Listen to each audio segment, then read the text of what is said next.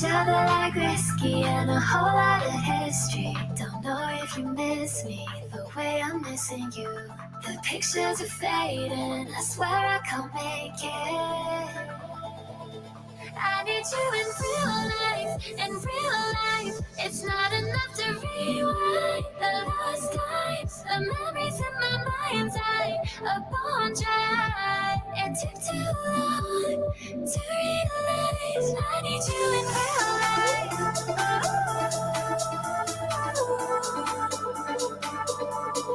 I need you in real life.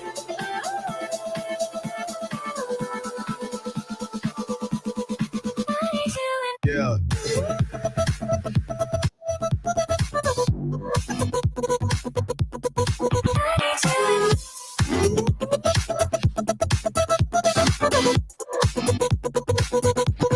I need you in real life. It's not enough to rewind the lost times. The memories in my mind's eye, a bone dry. It took too long to realize I need you in real life.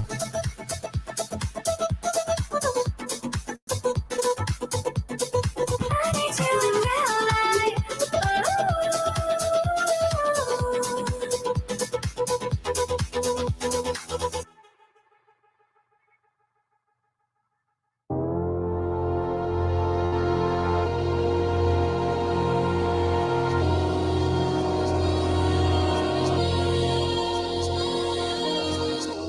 The forbidden is desire, no escape.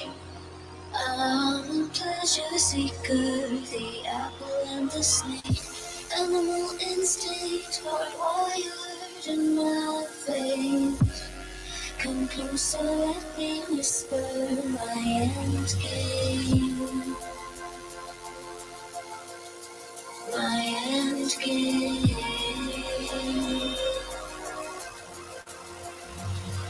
I'll wait a little longer.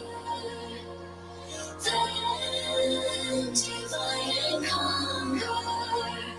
I'll break all your defenses and take you from surrender. My end game.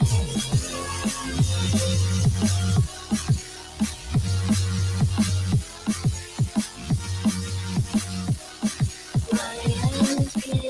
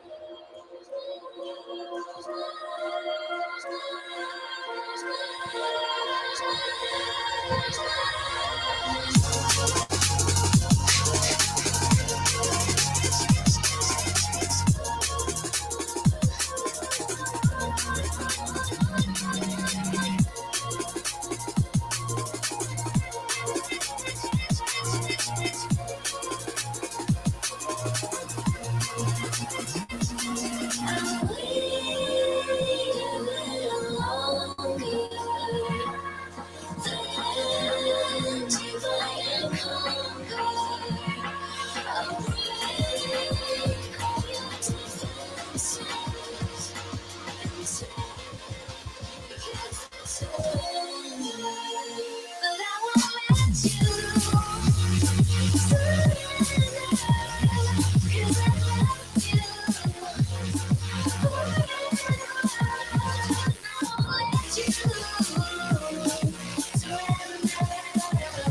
I won't let you surrender. I won't let you surrender.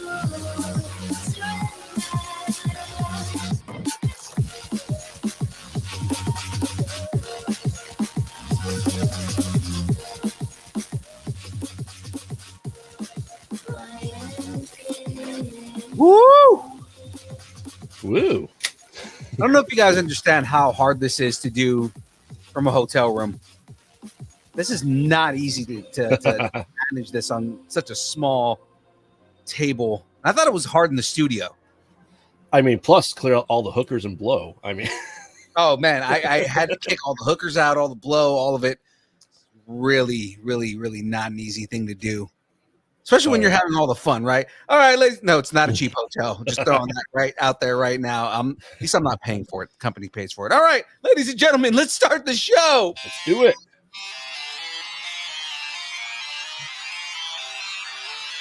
And boom.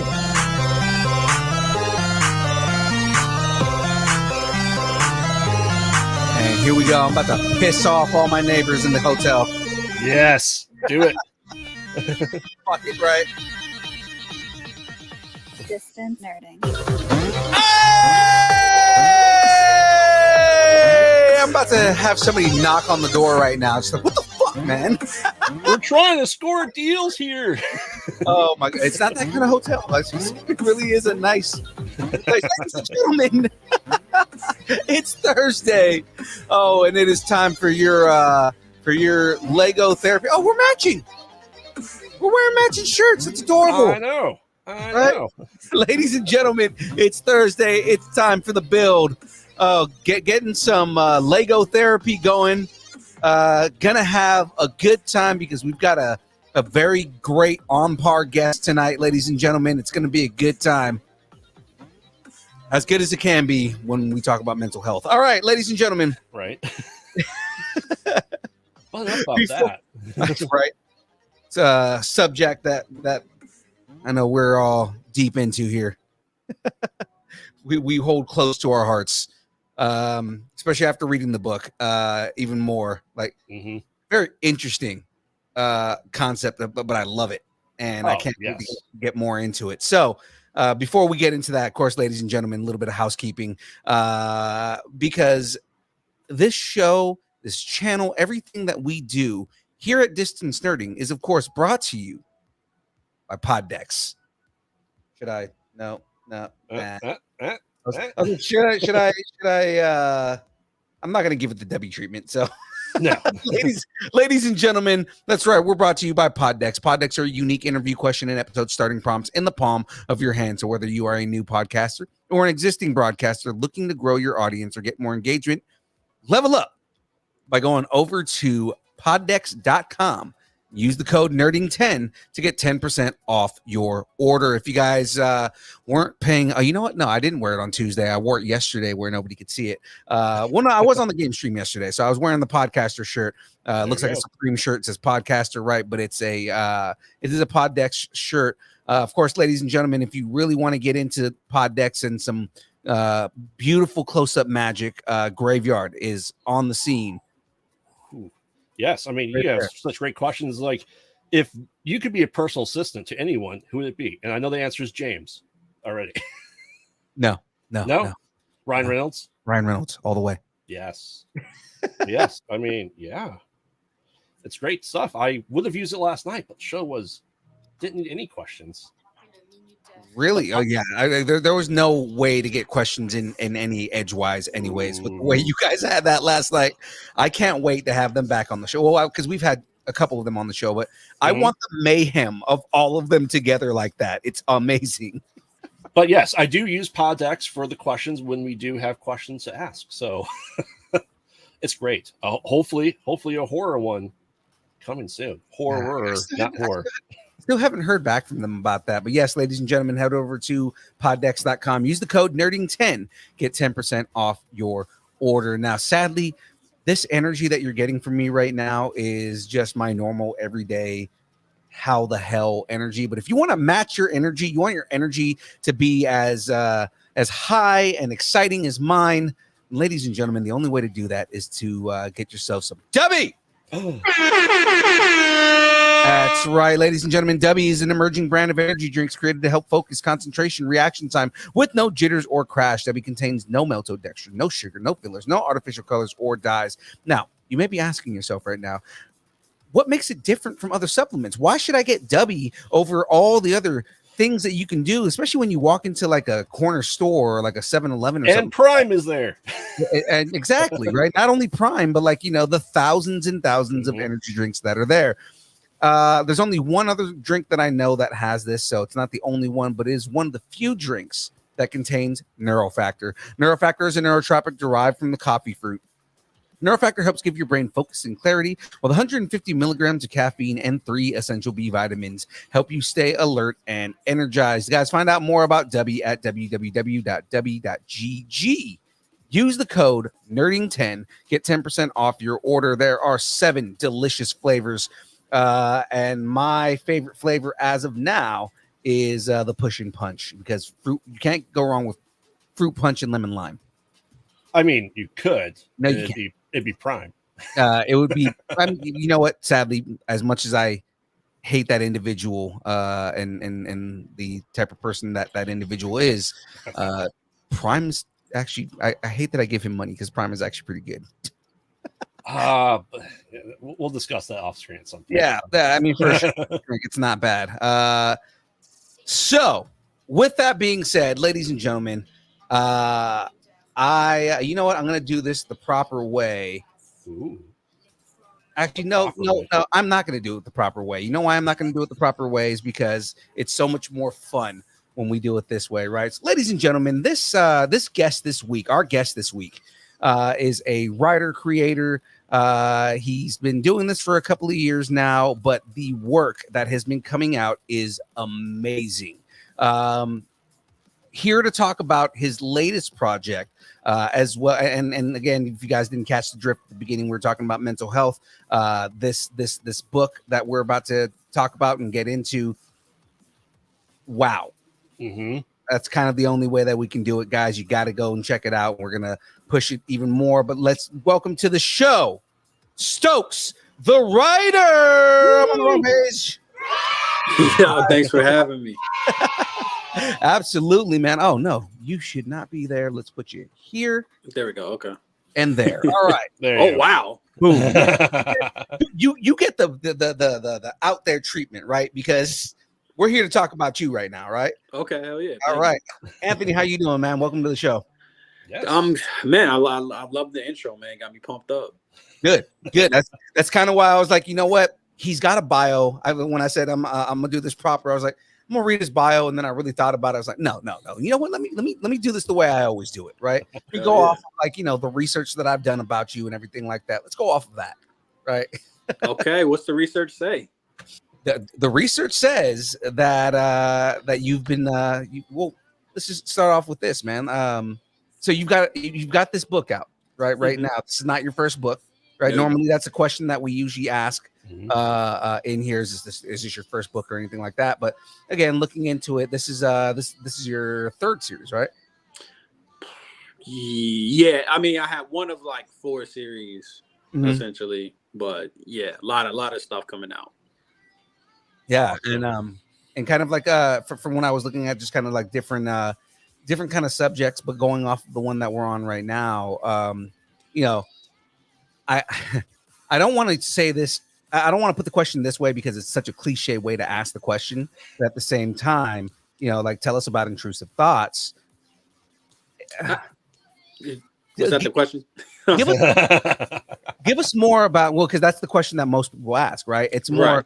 I don't want to give you the question that everybody asks, right? Like, more so to be a little bit more detailed. Kind of, where did you come up with this concept, man? Like, it's something that at the minute I started reading it, it kind of came across as like, okay, this is a very serious mental health, thing on there. And then you get towards the end of the book, and it's like, whoa, this took a turn, right? So kind of like, where was the where was the kind of inspiration to write something that has such a deep subject matter, and then goes into something that's a little more fantastical, but not like, that's probably not the right word, but how did you come up with this concept? Yeah, no. So it's so hard because you're with an idea for a long time. I remember I had this idea, and its original conception, the idea was like, there's a guy, and he's being followed by some dark, mysterious thing, and it's a metaphor of depression. Get closer and closer and closer. Right. And since then, I really can't. It's so hard, man, because you're with the idea for a year, but as far as can't answer, can't. Oh my goodness, bro! I'm sorry. 50-hour work week. The question I can't answer is why the subject matter, and I find personally that I like writing about trauma mostly. And if you really inspect characters' motivations, most characters' motivation is like to avoid trauma or to recover from trauma, like most of the time. So it makes sense. And it just seemed like a good idea to just kind of lean into that. So I do like to make stuff, I don't want to say grounded, but something that like has like some real stakes and it provides catharsis for me and people that read it. Okay. Yeah. And I mean, again, it comes across, just kind of like as a very informed kind of thing, because it's you start off giving his the character's backstory and kind of where he's been through, so you can kind of relate, especially if you're someone who deals with this type of mental health. If you deal with depression, if you deal with things like that. So I mean, like it makes the subject matter that much more relatable, and it makes it. I appreciate it that much more. Yeah, I mean, these are troubling times, bro. I think most people, a lot of people are depressed, so it's unfortunately a universal thing. I feel like, which is what it is. But I think a lot of people relate to the story. Now, you have 2 books of this so far, correct? Mm-hmm. Yes. Awesome. So is it going to be just like, I think your last series were about 6 books, is it right? Yeah, it's going to be 5 or 6 books. I haven't decided if I'm going to make the last book like 2 issues or like a supersized issue. I haven't decided yet. Okay. Yeah. I mean, from the 2 I read, the first 2, Phil's right. It's amazing. It's a great topic, and without spoiling too much, it is. The manifestation of it was amazing. Did not expect it. Thank you. Yeah, and I'm really excited because what really happened was I read Chainsaw Man, which is now popular. I mean, it's pretty popular back then, but now it's going to become a phenomenon. I just love that story for how it keeps the audience like on their toes, essentially. Right. And it really just, I feel like it was really smart. I've been writing for 15 years. It's really hard for me to read a story. It's hard for me to read a story and not be aware that I'm reading a piece of fiction, or not to look at the bones of it. So when I'm reading something, I'm really looking for like, okay, is it catch me off guard? I really appreciate plot twists, and that's what I wanted to do here. I wanted to make something that like changes the dynamic of the story with every issue. Right. Which, I mean, it definitely did that. I mean, it's kind of like through the beginning of the book, or I mean, just all through the first, just like that through the first book. I'm thinking, okay, so this is a story that is really taking itself really seriously, and I appreciated that too. But then at the end, it was like, oh, okay, here's the turn, and it was it was what you want in a good comic. It's attention grabbing, and is like, oh, I need more. Yeah, exactly. I think there's not enough comics that embrace that, right? Like the suspension of disbelief for a comic book, I feel like is really high. Right. So I feel like this is the medium to do crazy stuff. This is the medium to kind of push, like you can do genre bend, you can do all kinds of stuff. And something that I'm really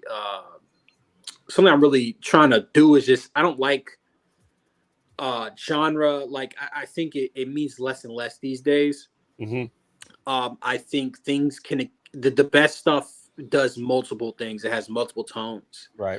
I remember Parasite, one of my favorite movies. I mean, that could be a social commentary, comedy. It could be a horror movie. It could be action. It was all these things. I mean, even far back, this is going to sound like a weird reference, but even I watched Toy Story a couple of years ago, and there's some scary scenes in there. There's some really tense scenes. So it's like, oh yeah.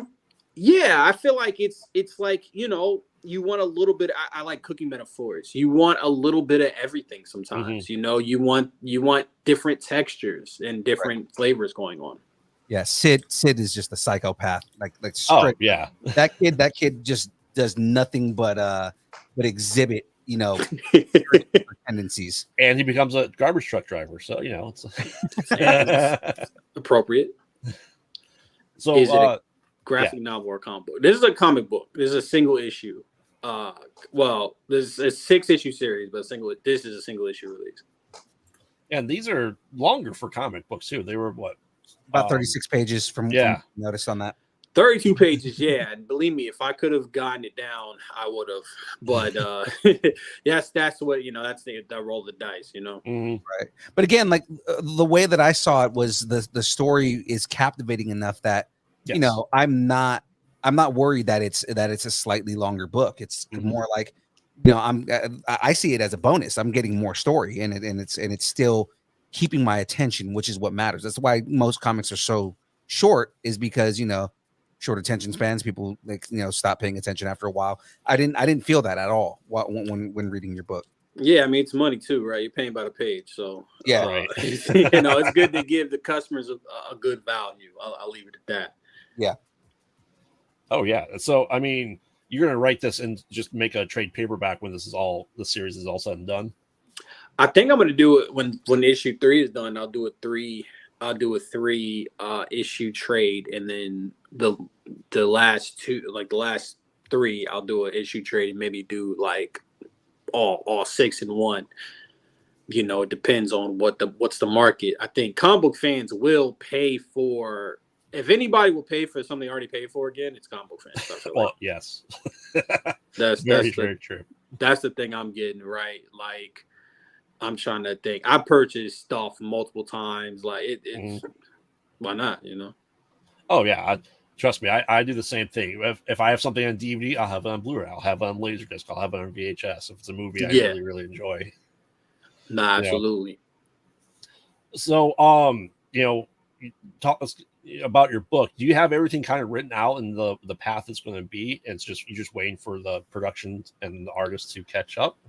Absolutely. So the benefit of being a comic writer exclusively is it doesn't cost anything to write. You know what I'm saying? Like, so yes, this series is already written out. I already know where it's going. And I think I read a really stupid post. It was talking about, they were like, you know, look at the Star Wars movies, look how they didn't play nothing out. Don't play out your stories. And I was like, that's the message you took away from the new Star Wars trilogies, to not play out your stories.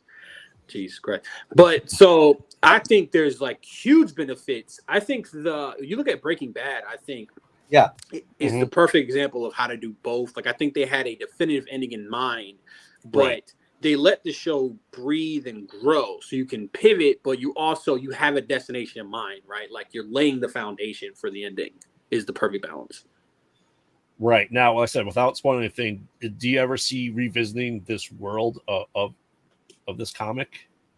Absolutely. No, I'm actually working. I have a sequel in mind. Oh, really? Yeah. I mean, you just, you know, it's free to brainstorm. It's free to come up with ideas, right? But then the question is there a market? You know, if there's a market, I'll actually do another series, you know.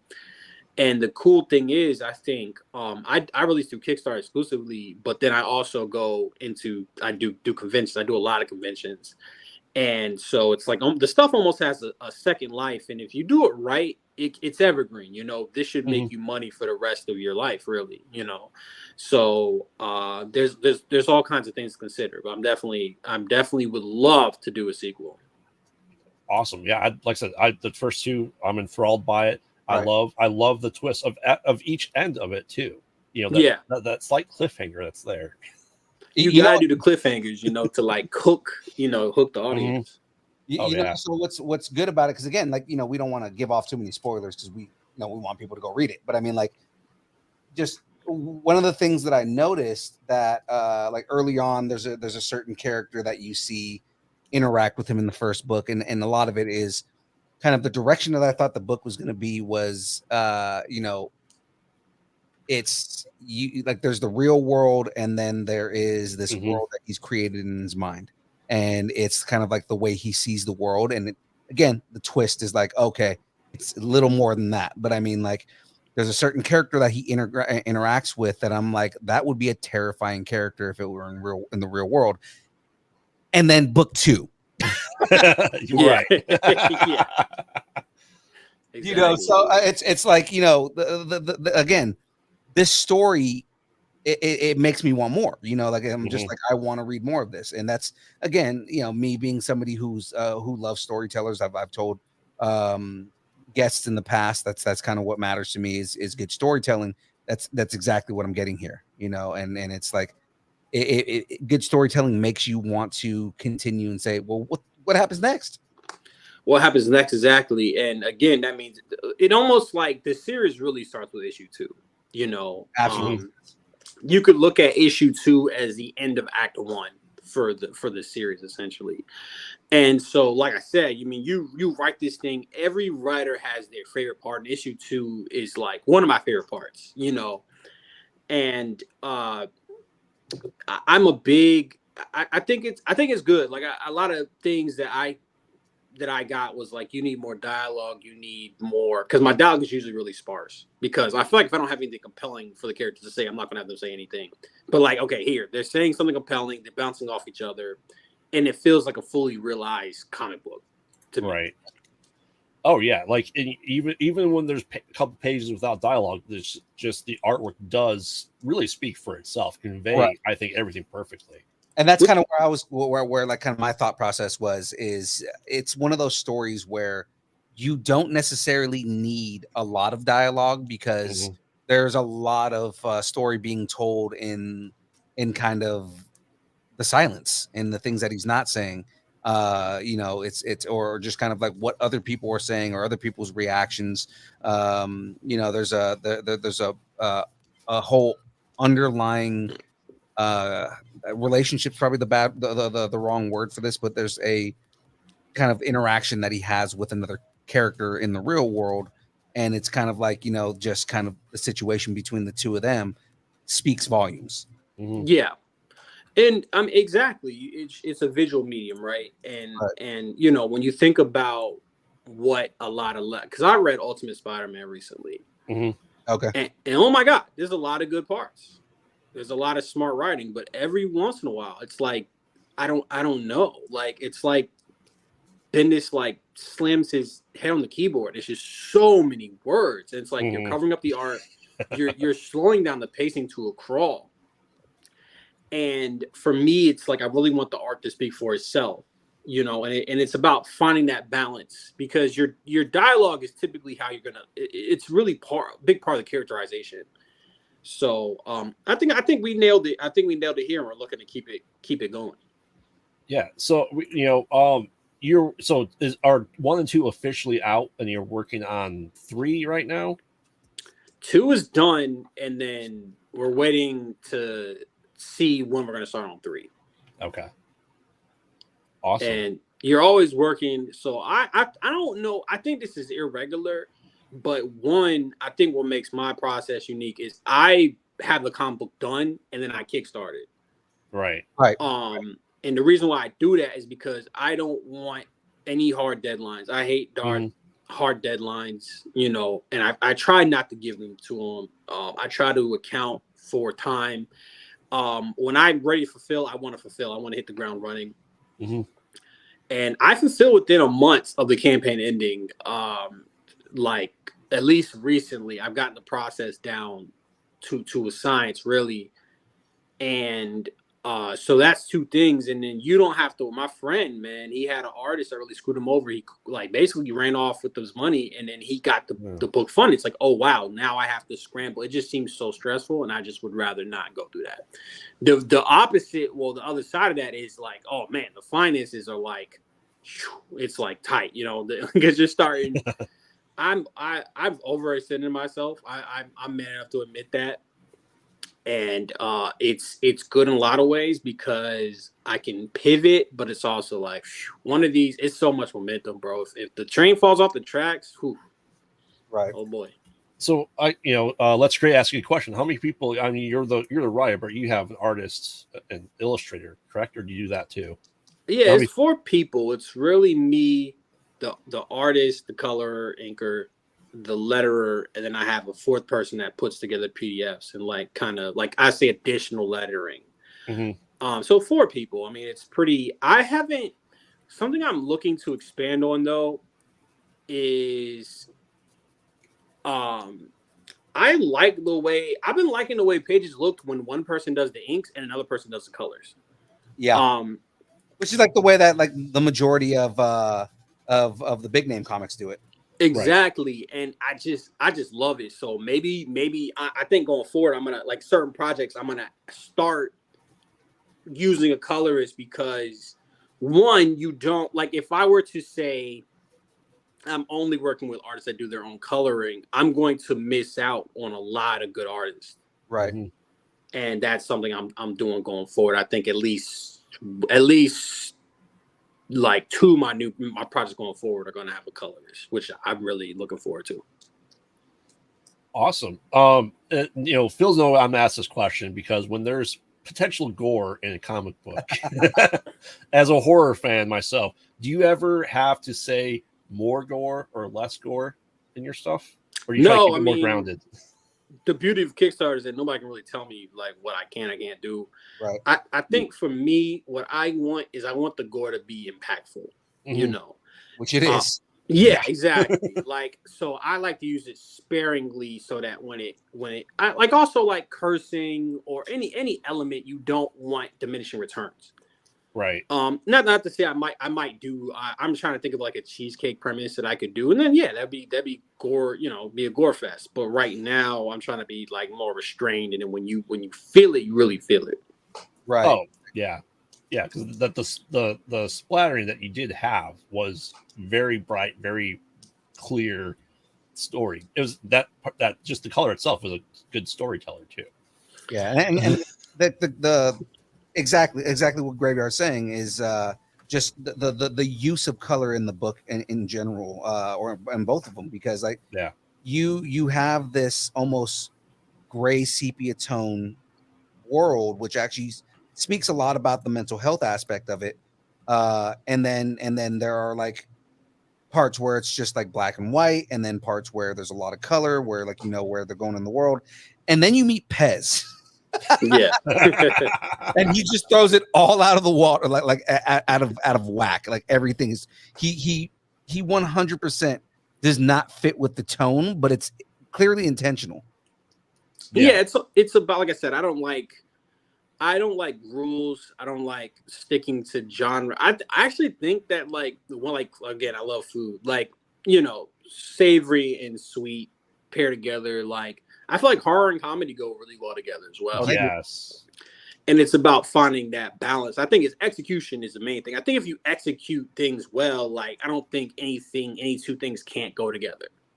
Yeah, absolutely. The guy with the beard on the screen right now, he's obsessed with Ash Williams. I mean, that's comedy and horror all together. Yeah, what'd you think of the newest Evil Dead? Loved it. It's a good movie, man. That made me squirm crazy, bro. That one was because I didn't know where it went and who survived and who didn't. I was like, oh wow, I didn't expect that. Like that's some balls, Yeah. So talk about genre of your books, though. Do you consider? I mean, there's obviously a very serious subject matter, right, in this. Do you consider it more? You talk about the mixing, like a fantasy horror, more than anything else. I really don't bother to classify it, but I would say it's a horror, like a supernatural horror, I would say. Well, also what's going inside the head too is quite horrific. Psychological. Like I said, I don't want to make stuff where you can look at it and say it's this genre definitively. I got into an argument with somebody because they said, "Oh, Beau's Afraid is not horror," and it's like, absolutely is. What the fuck is the difference? Oh my god! Like, what's the merit in even arguing that? Like Jesus, right. Like it's so pedantic, it's so tedious. Like it is. The guy's a horror director. The movie is scary as shit sometimes. Like that's a good movie. What I'm talking about, like that movie is a little bit of everything. Like it's. So what's the point? I think the better question is what elements of these genres does it execute the best? I think that's a more interesting conversation to have. Right. Oh yeah. And would you say this is, or let's create, what's your demographic essentially for this? You're talking audience. This is definitely the 18 and up. I haven't made a kids book. I have not made anything. I love the thing. What I grew up on was really the two biggest movies. That reason why I write is Superbad. I saw that when I was 14, and Glorious Bastards, which I probably saw like within a year of that.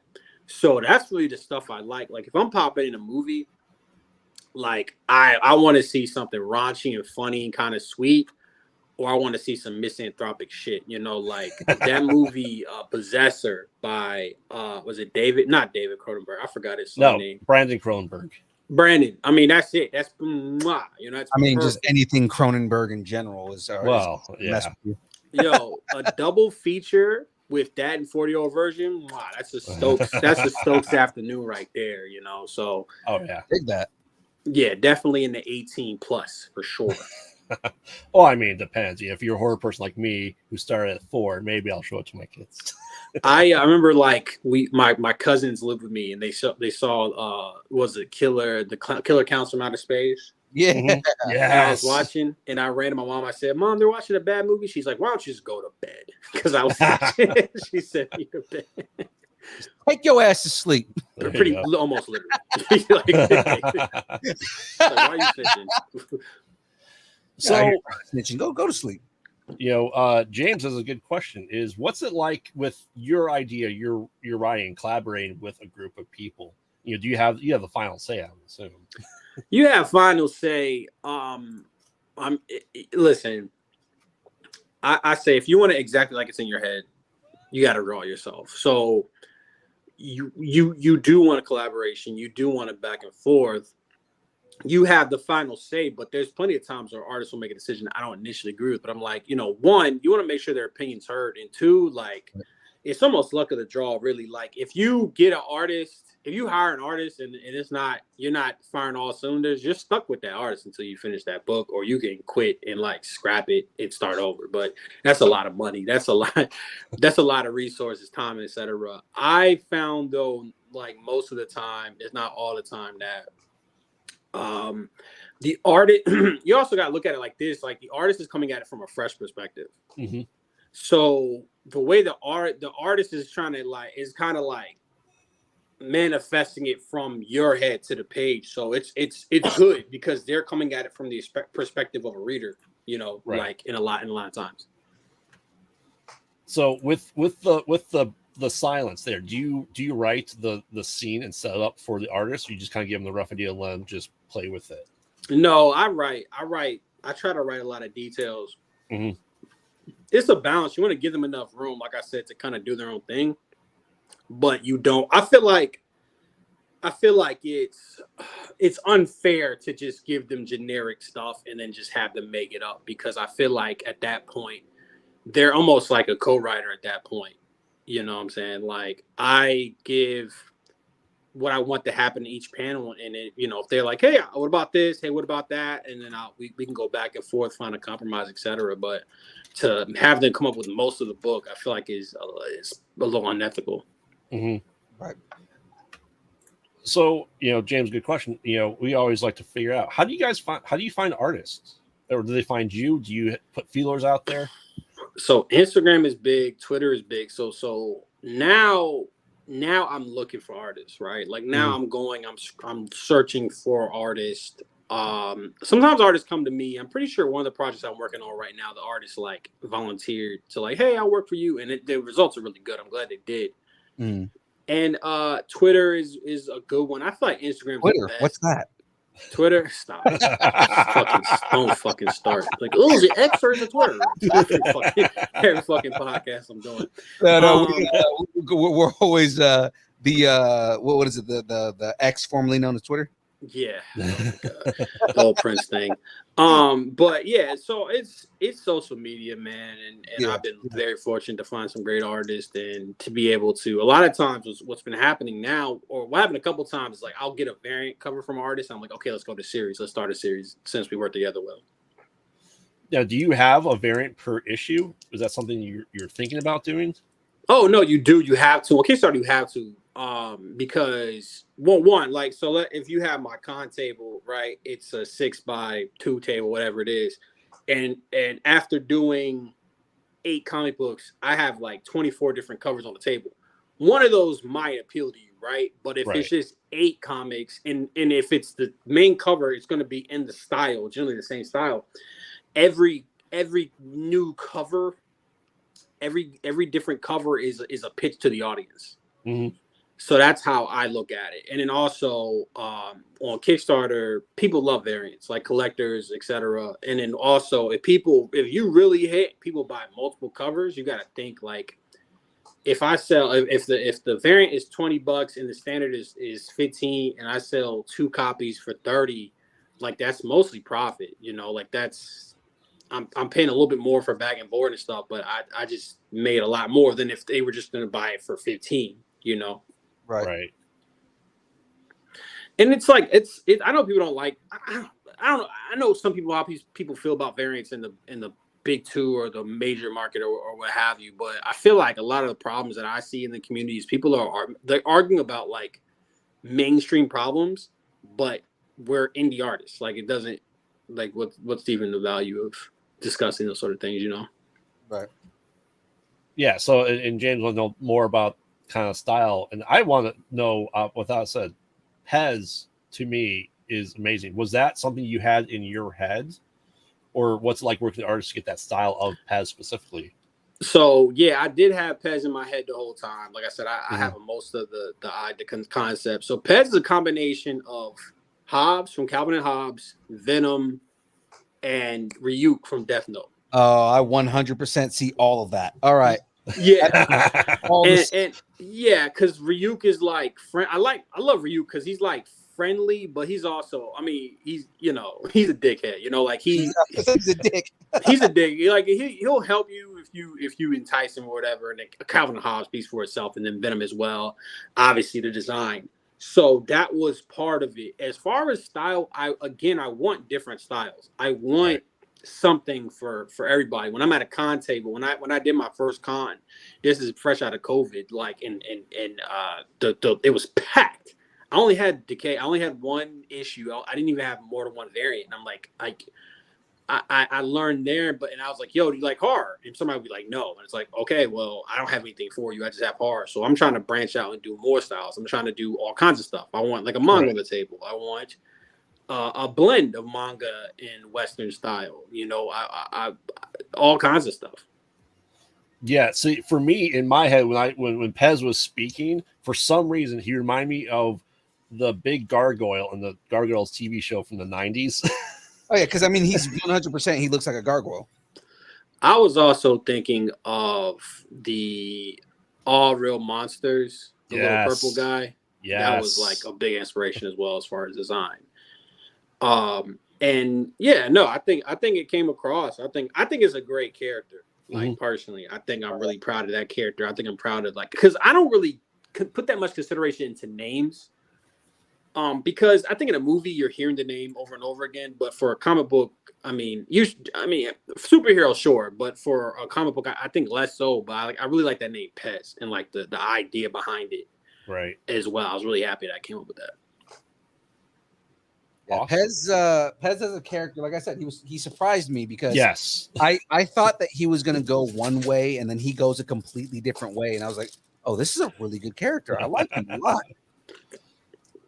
Yeah, I mean, but that was the conception of the book, right? Is to do something different to keep people on their toes. Right. So mission accomplished there. Yeah, it's definitely working in that direction. It's definitely working that way. Oh, yeah, it's almost like I feel like this is like really like, I don't want to say my first comic book because obviously I've done more, but I think this captures what I really want to do with the medium the best. I don't know if you guys saw my other comic book, Tap or Die. I think that's also a really good example. But this one, just with I think the stuff I'm coming out with lately and I'm working on lately, I think is like you're seeing a fully realized version of the type of stories I want to tell. Now, you're writing, right? So you write everything. Do you have to ever cut anything out? Do you say, hey, I need more? Kind of what's your I process? fucking love when I can cut out something, bro. I'm paying by the page. I fucking love it. Oh my god.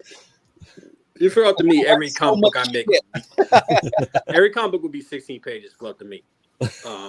Nah, I'm just kidding. Just joking. We love giving the customers value. I was gonna say you got the Kevin Smith style of writing. Oh, don't you fucking dare! Can't stand Kevin Smith. Really? No, I mean, bro, like he's made 2 good movies in like 20 years. Oh. Yeah, but that's also like part of his shtick, and the jokes that he makes is like, yeah, I'm if you ever listen to the way he talks, like he talks about how garbage he is and like doesn't understand why people actually like his movies. But the one big thing that he does kind of like talk about is regardless of whether you like his movies or not, he makes what he wants to make. So does Christopher Nolan. Like, those movies are good.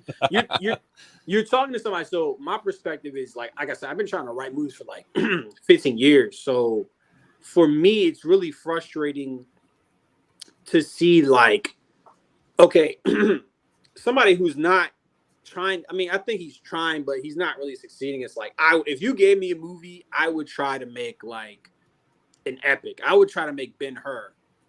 And then this guy has all these resources, and he's just remaking the same movie, bro. He's made Clerks like 4 times. Right. Like it's in or 5 really with Mallrats 2, 3. Yeah, it's crazy. So I have creator angst a lot. I used to have it way worse before I made comics. I used to be a very angry person because I'm like, yo, these guys are like. I think you can tell. I mean, it's not objective, but you can tell. I think when somebody's really inspired about something behind the camera. Christopher Nolan, for example, like I don't love every Christopher Nolan movie, but I don't think he's ever phoned it in. Even the movies I hate, like I'm not crazy about The Dark Knight Rises. I'm not crazy about Interstellar, but he tried his best, like, and that's kind of like the thing I look for when I'm consuming a piece of media. Like, is this inspired? You can have stuff that's just fun. But even like certain like the Spider-Man, like Across the Spider-Verse, for instance, those movies didn't have to have that attention to detail. Like they could have put in so much less effort, so much less money, and the product speaks for itself because they spend the extra time to really, like execute it. And the fans recognize that. Like, me as a fan, especially somebody who Miles Morales means a lot to me. Hell yeah. I'm being that I'm Latino. We don't have very many heroes that we can look up to. I know you relate to this, right? Because you grow up a comic book fan, you pretty much gotta like the white comic book characters because there's nobody else out there. And then they start making relatable characters to you, and they mean a lot more to you, right? So I always say a lot about Miles Morales is as much as I love Peter Parker, Miles Morales is my Spider-Man because he's going through the same kind of like life struggles that I've gone through as a Latino growing up in America, right? So it's like, it's the relatability to the character itself, and that movie, those movies, because there's 2 of them now. So like those movies, they encapsulate everything about that I love about Miles Morales. Yeah, they made him like, what is he? He's black. He's Afro Latino, and isn't he queer? So that's like they're checking 3 boxes. Yeah, so he's black and Puerto Rican. But I think didn't he date Miss Marvel in the comics? He's bi. Okay. Shouts out to Miles. Yeah. Shouts out to Miles. No, I mean that's part of the reason why. I mean, part of the reason I do what I do. I'm trying to decide how careful I'm going to be. When I was like coming up and trying to do my Kickstarter, there was a lot of like what I would call like the trauma pimping, I guess you might call it, where it's like it's almost like Black Lives Matter comics were like a genre on Kickstarter for a little bit there. Yeah. There was I can't I'm like I got a big mouth, so I'm gonna try to relax. And I want to do stuff like that, but I don't want it to be. I want it to be more subtle because I think the danger you get in, and I'm actually writing a comic book that doesn't have a black main character, and it was a hard decision I did it for like very specific reasons, like cultural reasons, but it was hard. But also like I don't have to put myself in a hole. I want to be able to write about different characters from different walks of life, you know. Mm-hmm. And I don't want to be offered like if Marvel, you know, if Marvel were to reach out to me and be like, hey, do you want to write, you know, like Miles Morales? And it's like, damn, I kind of like Peter Parker. It's like, you know, like I kind of like, you know, Tony Stark. You know, like you don't want to be. It's a double-edged sword with the whole diversity thing. You're doing a reverse Stan Lee basically, because I mean, like Stan Lee, like a lot of people not realizing Stan Lee and Jack Kirby created Black Panther, right? Like, and it's like, you know, they created that because they felt there weren't enough black characters that were in comics, and they were just like, okay, we're gonna do this. These are two white men, you know, writing a black character. You know, same thing where I mean, especially like a lot of the diverse characters that we're starting to get now, you know, specifically Shang-Chi. You know, they made Shang-Chi specifically because they were like, we want to make a Asian superhero that's not a cliche. Right. Yeah. No, I mean that was a good. I haven't read too much Shang-Chi, but yeah, that was a good movie. And yeah, you know, you gotta it was a hard decision to make the characters non-black, but I think ultimately like it's for a good reason, and I think like ultimately the story will be better off for it. And it's just one story, right? Like I think I'll be all right. So, do you have any major influences or like people that you looked up to create the stories? Biggest one is Kevin Smith. No, just kidding. Judd Apatow. Like I said, I super bad changed the trajectory of my life. I love Judd Apatow. I love the natural dialogue. Mm-hmm.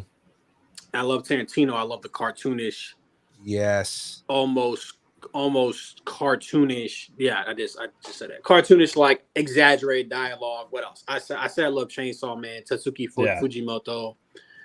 Crazy, a major influence. I love Alan Moore.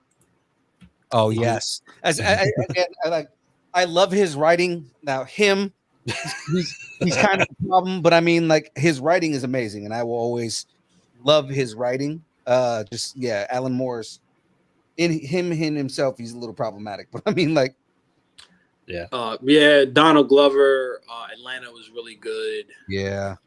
I'm a big manga guy. I love manga. Like I didn't really grow up on comics like I think most would assume. I really grew up on manga. And I think that was the case for a lot. When you look at like black kids in the 90s, a lot of us grew up on manga more so. And so a lot of that stuff. I mean, Oda, you know, the Naruto, all that stuff. I read that stuff like religiously. It was an addiction for a while there. Mm-hmm. So I gotta ask, because I think this comic that we're talking about right now would translate really well into a TV show. You know, like especially like an anime style. I think that would work really, really well, just because of what Pez is and that creation that it could explode into this huge thing. Would you want ultimately that for this? Of course. of course. I think like the trap. So I really like, my favorite medium is movies. Mm-hmm. I want to be a script writer. It's to a point now where I have gained a major respect for comics in the medium, in the culture. Would I still screenwrite? Absolutely. But what you don't want to do is be like, oh, this is not what you're suggesting, but I'm going to do comics for now and to go on to better things, right? Because I think you can tell, like, I'm trying to make comics. I'm trying to make shit that could really exist the best as like a comic. Like you look at Saga, like that could never be a TV. Like there's no way. Like Watchmen, I mean, they did a sequel or a spinoff or whatever. Sure, but like I really appreciate the medium, and I really don't even want to get into that headspace without it. If someone wants to pay me, I'll do it. Netflix, call them up to a check. And I mean, like, I agree. You know, it's really good actually. So I mean, there's not very many TV shows that at least mainstream TV shows that deal with mental health, especially like really head on the way that this does. The closest thing that I could say would do it that like came close is probably Legion. Yeah. Oh man, that was a good show, man. That was an insane show, bro. That was good. I think that's under discussed, and I think it's probably because it doesn't look really like a superhero show, Right. but I think that's under discussed as possibly the best superhero show. Obviously, you have like The Boys, you got Doom Patrol. I think is fantastic. The Harley Quinn show makes a really good argument. And some of the MCU stuff on their Netflix, I think as well. But I think Legion's right up there. Yeah, Legion was one of my favorite, considering the stuff that Jeff Loeb did. Because I mean, like, I I was a little upset with the execution of a lot of the Jeff Loeb stuff because it's like, dude, you're one of the best comic book writers to ever like do this, and your shows aren't that good. But Legion, he hit the mark on everything with that. Well, it's almost like it's almost like it's not even a comic book series. You know, it's a weird thing, and there's so many shows I think that are kind of off kilter, and it's hard to keep up with, and it's hard to keep up with me for too. Like I was lost. I had to rewatch Legion once or twice, but no, I mean they did amazing. Dan Stevens is like incredible, phenomenal actor. Yeah. When they announced that he was that he was going to be in Solar Opposites, I was like, "Yep, Corbo, yep. Playing Corbo now." I need to watch Solar Opposites. Actually, Yeah, I need to get on that.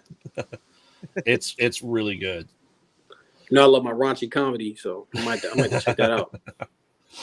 Have you thought about maybe even just doing what did they was it a stop motion comic or like the animated comic?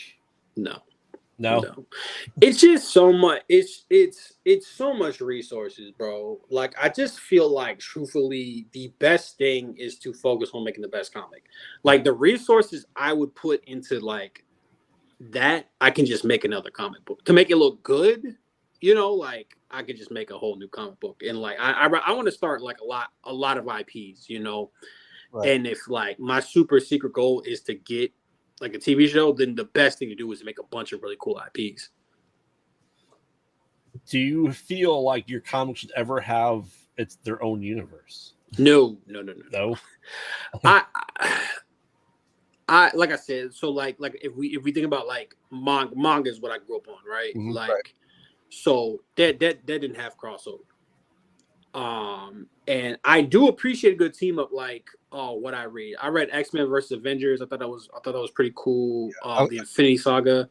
I was gonna say the exception to crossover was Shonen Jump, but I mean that's more of a magazine that crossover.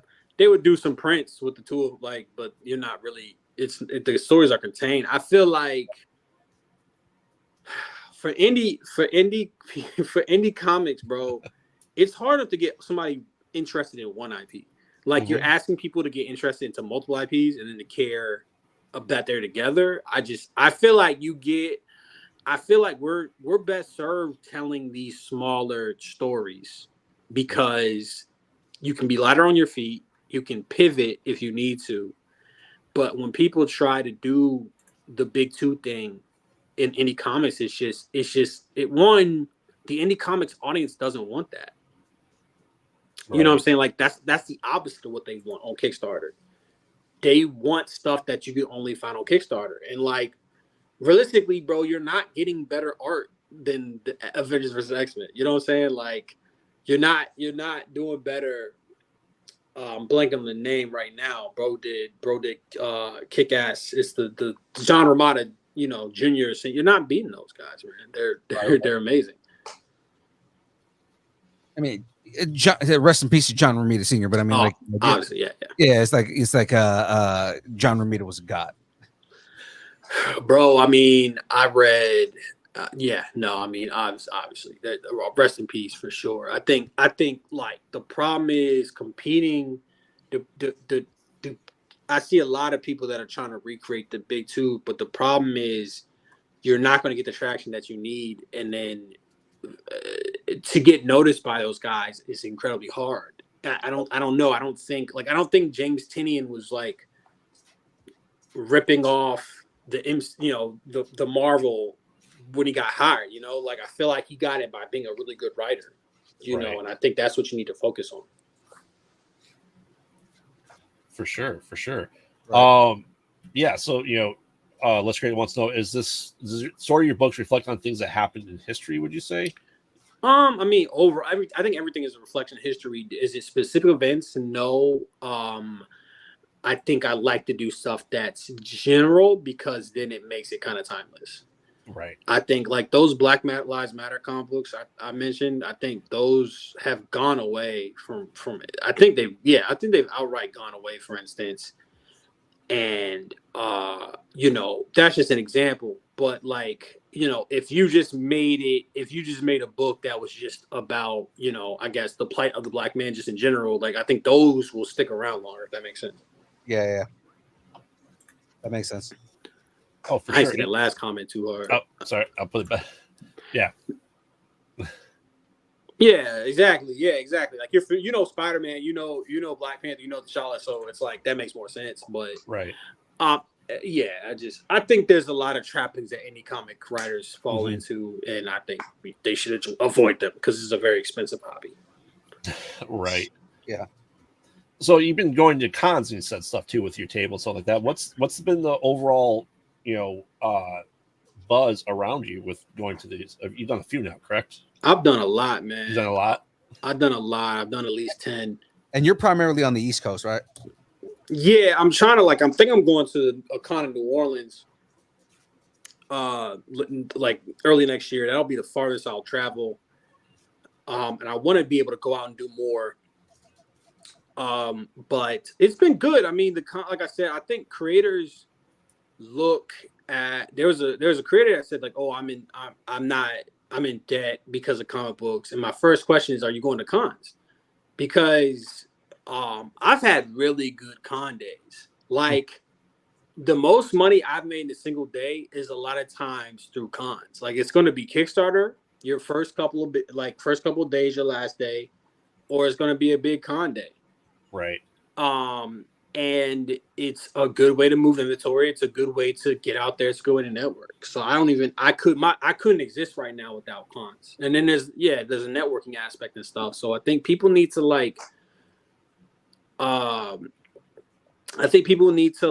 just do it. Like there's too many, I don't know. Not like I'm trying to think of a metaphor. Like not going to a con is like not getting your oil changed for your car. Like it just doesn't make sense to me, truthfully. I mean, if you're remote, but you gotta travel, like you gotta do what you gotta do. So what cons have you been to? You said East Coast?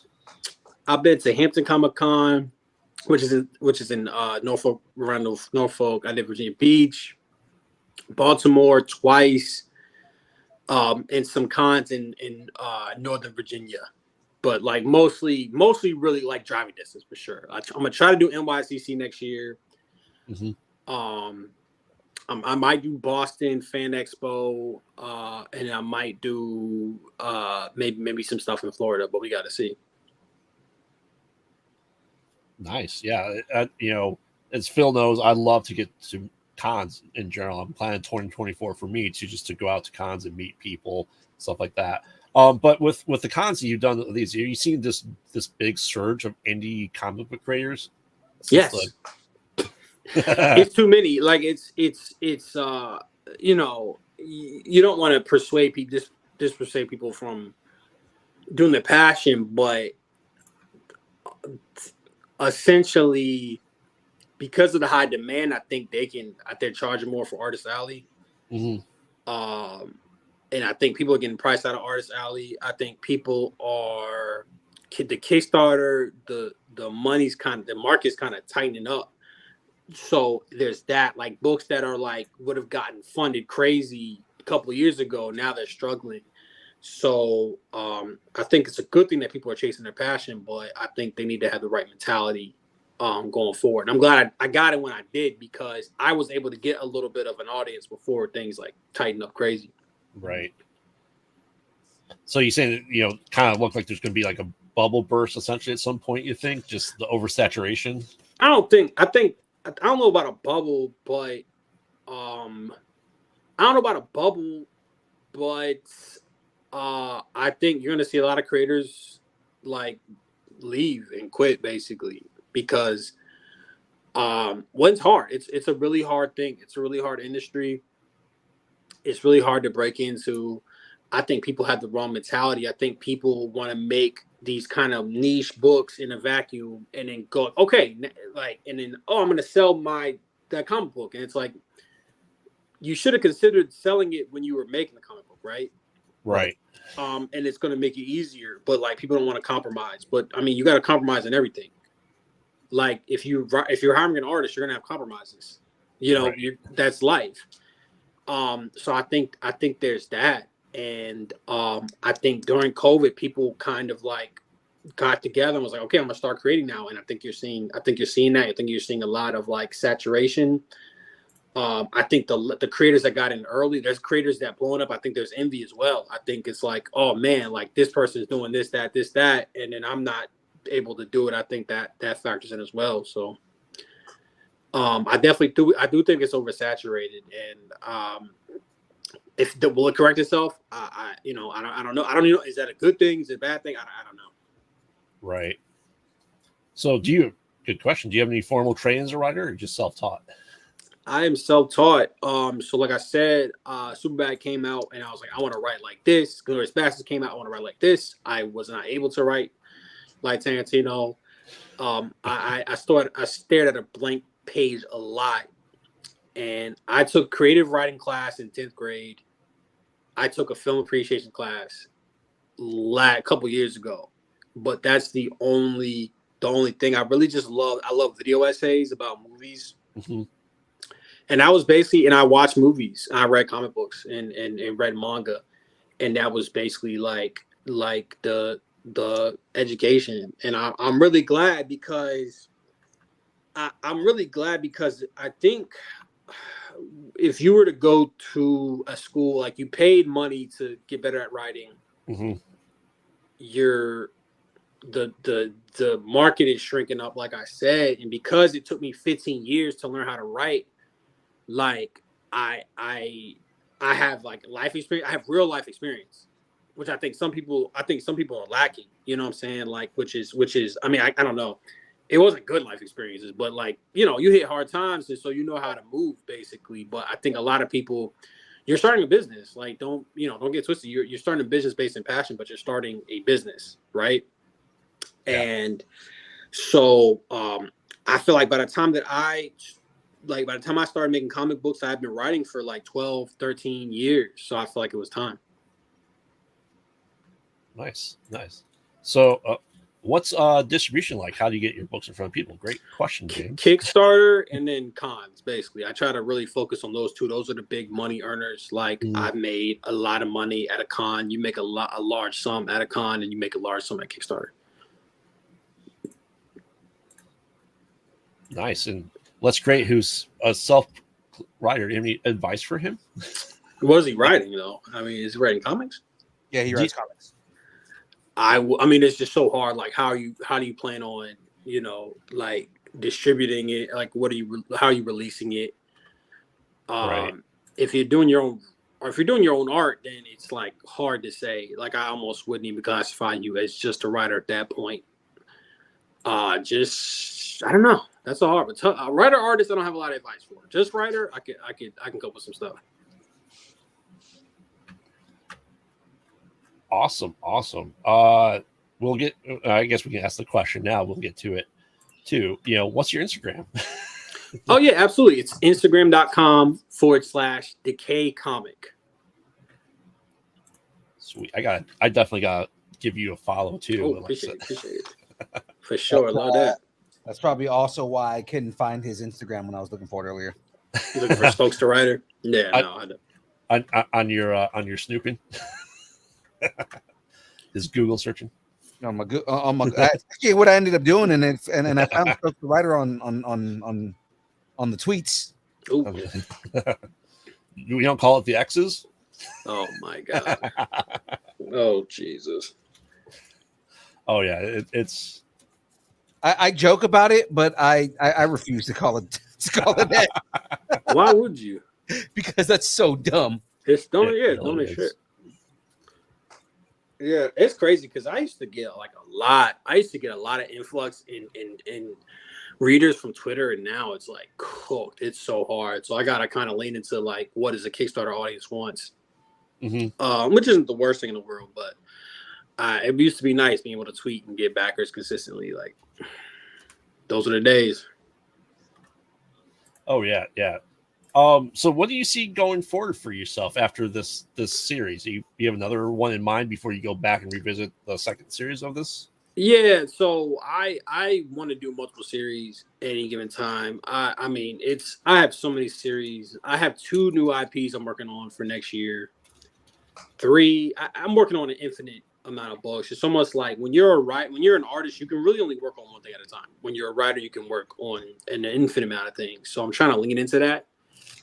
It's very exhausting. It's very money consuming if you're paying for concept art, you're paying for character designs. Mm-hmm. And it's a lot of stuff up here, and to have a full-time job is pretty rough. But I mean, I think I did the math. I think I have a book coming out once a month next year at least. You're like with a book with my name on it. Yeah. I got an anthology coming out later this year. Next year I got like I got like 2 or 3, 4 collaborations coming out. I'm gonna release my own stuff. It's gonna be cool, man. I got like a book I wrote for somebody else. It's gonna be crazy. It's gonna be a crazy year. Like, and I'm hoping 2025 there is even more fruit. That's awesome. Do you have any genres you haven't written yet that you want to go into? More comedy, right? Like I and that's what I'm working on. That was gonna be my guess. I was like, sounds like he's going. His inspiration was comedy. It's like, I'm sure he wants to do more comedy. Yeah, I just love it, man. I feel like honestly, like it's hard to find a funny comic, bro. Like, I don't want to I'm not gonna name drop anything, but like, you just read. I mean, fuck it, I'll do it. I hate Fairy Tail Land. Like that book's not funny. Like no parts of that book is funny. Like it's just not good. It's like that's just peak, and it's just like, damn, bro. Like I want to make something that is genuinely funny and really insightful. And then when I'm also I think you can, like I said, be genreless. You can combine some of the themes of mental health and anger issues and anxiety and stuff like that, and then make it funny. And then you're living in both worlds. Right. That's what I plan on. Sweet. I can't wait to see what comes out next. I can't wait to see what happens with Pez and everything. I can tell you, I'm doing a book called American Yakuza with my boy Charlie McElvey and Chris Moses. So it's about The name alone's got me interested. Yeah, that's the short name. It's a crazy name. It's like the actual title is like 30 words long or something like that. But it's basically like secession with swords. And one of my favorite moments. This kind of tells you where the head was at, and this is kind of like more in the funnier area. So it's a guy who's going over to Japan because his friend got murdered, and he's meeting up with this guy, and he runs a whorehouse, which is a sex shop as a front. So we were like, oh, he should be getting like a blowjob, and I was like, no, he should be getting his ass ate. And it was a big back and forth.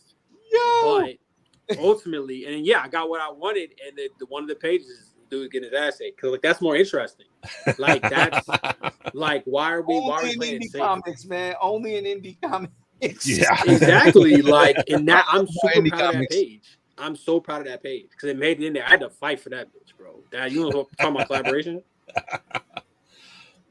Well, I know Phil has some hard-hitting questions for you, Phil. Oh, I have the hardest of hard-hitting questions. So let me and then these are our wrap-up questions here, but I mean, like I'm gonna ask you the hardest question that you've ever been asked in your life. You ready for this? Yeah. What is your favorite kind of taco? My favorite kind, I'm gonna say a really well executed fish taco is elite. You know what I'm saying? Like with the slaw, some vinegar, fresh fried, battered. I mean, it's immaculate. Mm-hmm. Flour tortilla. I've never fucked with corn tortillas. Respectfully. I've never fucked with corn.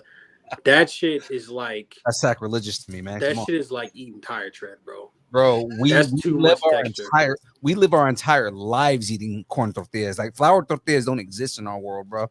Bro, I respect it. Look, I'm no Miles Morales, bro. Like I'm just a visitor. I like the flour tortillas, bro. Give me the colonizer tacos, bro, please. The colonizer taco. Yeah, That's real. That is real. Wow. I do not want no fucking corn, bro. I like elotes. That's the corn I want. That shit is smack. Everything else. To me, the maza only exists for a tamale. I don't even like tamale for real. Oh, I love tamales.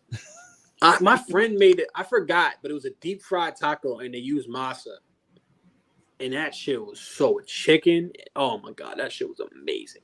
So what you got to look for? Because I know they had them in North Carolina when I was in North Carolina. I'm pretty sure you could find one in because you said you're in Virginia, right? Virginia, yeah, pretty like an hour away from North Carolina. All right, so look for either a Guatemalan or an El Salvadorian restaurant. Okay. Even if you type in, if you type in like into like Google or something like that, or like Yelp or just something like around you, look for what's called a pupusa, Pupusa. Oh, no, I've had pupusas. Okay. No, I fuck with pupusas. Yeah, yeah, that's good. I was gonna say if you're not a fan of masa, right? Like have a pupusa. That should have changed your world. I think I like. Is masa? Is that corn? Masa's corn.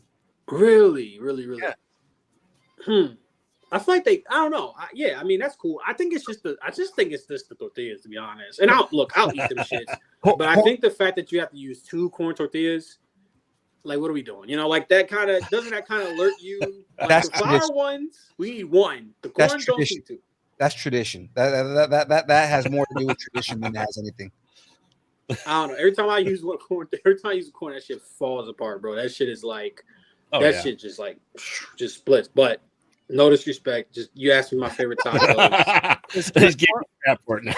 Corn tortillas. No. I'm just throwing it out there. Corn tortillas are just all it is just really thin. Do the extra flavor in there. Huh? Do the extra. Do the extra delivery, son. It's a delivery. That's all it is. It's a delivery, bro. You know what though? The flavor comes from like the toppings, bro. Like, that's what the flavor. That's why I say it. The tortilla in itself is just the delivery. It's the method of delivery. How do y'all feel about birria? Because I'll have that. I probably didn't say that. Birria. I'll have like if you order 3 of them shits, I'll regret it by the time I get to the second one. Like that shit is good, but that shit is heavy. Like I almost rather drink the I forgot what the shit is called, but the broth that is like the consomme. Consomme is fucking incredible, bro. So I've said this on the show before because me being Hispanic, growing up in the community. Like birria is just now being a thing amongst white people. Just can't just say white people because like it's everybody now, right? But I mean, like birria is a new thing amongst people who aren't a part of our community. Gringos, yeah. But here's the thing. Here's the thing about birria, right? Traditional birria is goat. Yeah, I'm a foodie. I did my research. Yeah. So that's the whole thing is like a lot of like you don't see like my wife is not into to that at all. Like she's like, I don't know if I would eat it if it was goat. I like that it's beef. And it's like, I mean, now because you have to calm it down and make it palatable for white people. so you just basically cook it the same way, but you can do it with beef. That's like oxtail, bro. Like, I mean, I'm African American, bro. But that's like oxtail. Like the price of oxtail is going up and shit. I understand. I know oxtail just from Jamaican food. Like I go get Jamaican food and they do a lot of oxtail. I had oxtail in my ramen once. It was really good. But that's just an example of or chopped cheese. That's another one. Chopped cheese you will never hear on the West Coast. Everybody knows Philly cheesesteaks. But they don't know chopped cheese, and chopped cheese, in my opinion, is better. I like anything with a sear, bro. I need that. We talking about food. I sliced up a cheesesteak, like the ribeye, Mhm. And I cut it too thin because I didn't freeze it. But I had like these really big, little thick piece of steak, and I got a good sear on that bitch. Oh my god, that's the best fucking sandwich ever made. I need a sear, bro. The steak and cheese steak be too wet. Oh, I'm from Chicago, where we just dunk the entire sandwich Yeah, into. that's that's all other thing, right? Oh yeah. No, I gotta go to Chicago. Like, I mean, I've been to Chicago, but I need to go again and really like. I had an Italian beef, but I didn't really go crazy with the food like I should have. Home cook, yeah. I just made. Oh man, I made some beef short ribs. I don't even know what Dorjay's talking about. Okay. You gotta sear that. You gotta sear that bitch, bro. Don't give me no fucking boiled meat. Oh man. All right. So moving on next. So what's because we will talk food all night. That's another subject. Yeah, no, for sure. I'm fat as hell. Yeah, like I don't know if you read our tagline on our stuff, but we're talking anything: music, movies, food, wrestling, whatever you want to Ooh, do. wrestling. I gotta come back for the wrestling book. Oh man, yeah. Whatever you're nerding out on, we want to talk about it. That's the whole tagline of the show. So with that being said, what's some advice you might give to somebody who is trying to get into the industry, that's wanting to get into this like field of business? Don't.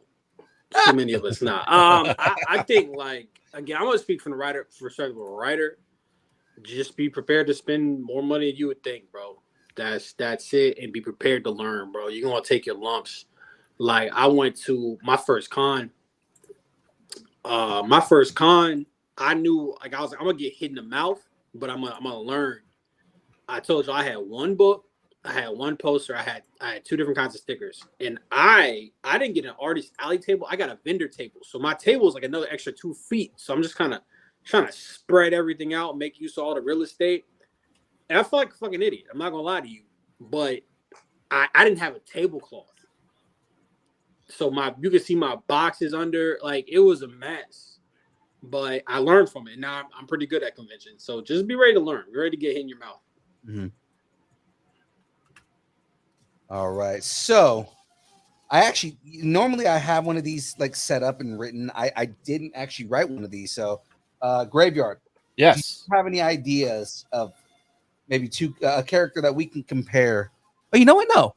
I got one. Yes. Just thinking about it. Just thinking about it right now, right? Pez gets in a fight with Ryuk. Who wins? Ooh.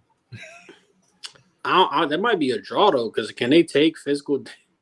I don't know. That's a hard one. I'm gonna say a draw because they can't really. We don't know if they can be hurt. We don't know if Pez can get hurt, and I don't think Ryuk can get hurt. Right? Because Pez even see Ryuk, like unless he touches the Death Note. I was about to say the same thing. Like I was like, well, can Ryuk see Pez? But it's like, no, Pez can be seen because the principal saw him. Yeah, no, Pez is a real thing, but Ryuk is like see through and yeah, maybe a tie. Yeah, I think it's a tie too, bro. I hate a cop out, but I think that's the right answer. Yeah, it's like no, this is the way it's got to be. Yeah, I think that's the answer, bro. All right. No worries, man. So before we get into this bracket, any pluggables that you wanna give? Anything you want to plug? Whether it's an upcoming show or if you just your social media in general, just anything. If you got an active Kickstarter right now, please plug that right now. Intrusive Thoughts 2 on Kickstarter. Look that up. Instagram.com/the K comic and at Stokes the Writer on Twitter. I do have to go. I'm on the East Coast, but I do want to. Can I see the bracket? Yeah. I'm kicking myself, bro. Like if I can get any better sleep, I would stay and do it. But I need to have some self control. So this tends to happen all the time. Yeah. For this month, we are doing the best horror franchise right now. So we are right now we've eliminated about half of them right now. I do about 32 bracket that we do right now. So next up, for example, we'd have what's a better horror franchise, Phantasm or Poltergeist? I never heard of Phantasm in my life. Poltergeist. There you go. I was voting. Yeah. Nah, I'm sad. I gotta miss that, man. That hurts. We gotta come up with another. Oh man. We got to have you on another show, man, and you know, whether it's promoting or not, if you just want to come on and hang out with us, you know. It sounds like we need to make a wrestling bracket when he comes. Wrestling bracket we've talked about for a while, and that's definitely something because we definitely have a lot of people who would be interested in that one. Oh yeah, for sure. Y'all watch sports movies? Oh yeah, absolutely. We could do sports movie. I got a wrestling coming out in January. You know what? So I saw in the press kit that you sent, there was it wasn't the press kit. When I was doing the research, I thought that when I saw the picture, because it's somebody jumping off a top rope, I thought that it was I was like, there must be another Anthony Stokes. But now that I know, right now, it's like, oh, okay, no, wait, that is you. Okay. Damn, I'm too versatile, bro. Shit. Yeah, I got it. I do that, and it's in the press kit. If you want to read it, there should be a digital copy in there. Y'all can help yourself to whatever in the comics, and then I'll definitely reach out to you when do the show when that comes out. Yeah, man. Anytime you want to come on, you know, always, and reach out or just book. You know, like if you still have the link, book. You know, we don't mind at all. You know, we love promoting indie comics, man. At this point, oh yeah, it started off as like, you know, we helped a friend promote, and then other indie comics started approaching us, and now it's like I want more. That's all I want to do now is indie comics. I might sign up on the link tonight, bro. But y'all, thank you so much. Thanks for having me. It was awesome meeting you. Appreciate y'all so much. Absolutely, man. So you know, hopefully that means we'll see you soon in the future. Absolutely, man. Y'all take it easy. You too. Take care. Good night. I'm the big screen. No big screen for me. All right. Just to show everybody where we're at right here. So we're actually getting some progress. Right there. Yeah. It's the main hall, the Great Hall. Yes. Right, and then the bridge in the front right there. Yep. And then right now I'm building whatever this is back here. Nice. So we're actually starting to see more and more of the school here. That's awesome. That's awesome. Well, we know his vote for the bracket. Yeah, I know. Right. So let's get into this bracket then, shall we? Absolutely. Let's do this. All right. So once again, we are at Phantasm, which is, you know, the mortician with his flying ball of death versus Poltergeist. I go Poltergeist. I mean, again, if we're talking best horror franchise, the first Poltergeist movie is kind of what wins it for me. Right. I am actually going to go Phantasm for this. Don't get me wrong. First Poltergeist is amazing. However, everything after that I don't find to be good. I knew that was going to be the answer. Though, like, yeah, but every other Poltergeist movie was garbage. So, oh yes. See, I kind of look at it as a consistency throughout the franchise, right? Yeah. So yeah, Poltergeist definitely teeters off very quickly. It jumped off the cliff. Mm-hmm.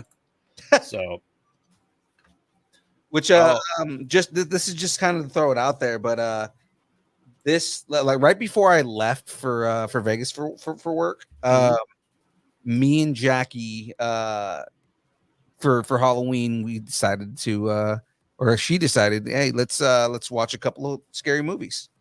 Yes. And it didn't take much convincing, but I got Jackie to watch the first Friday the 13th. It's fantastic. Yeah.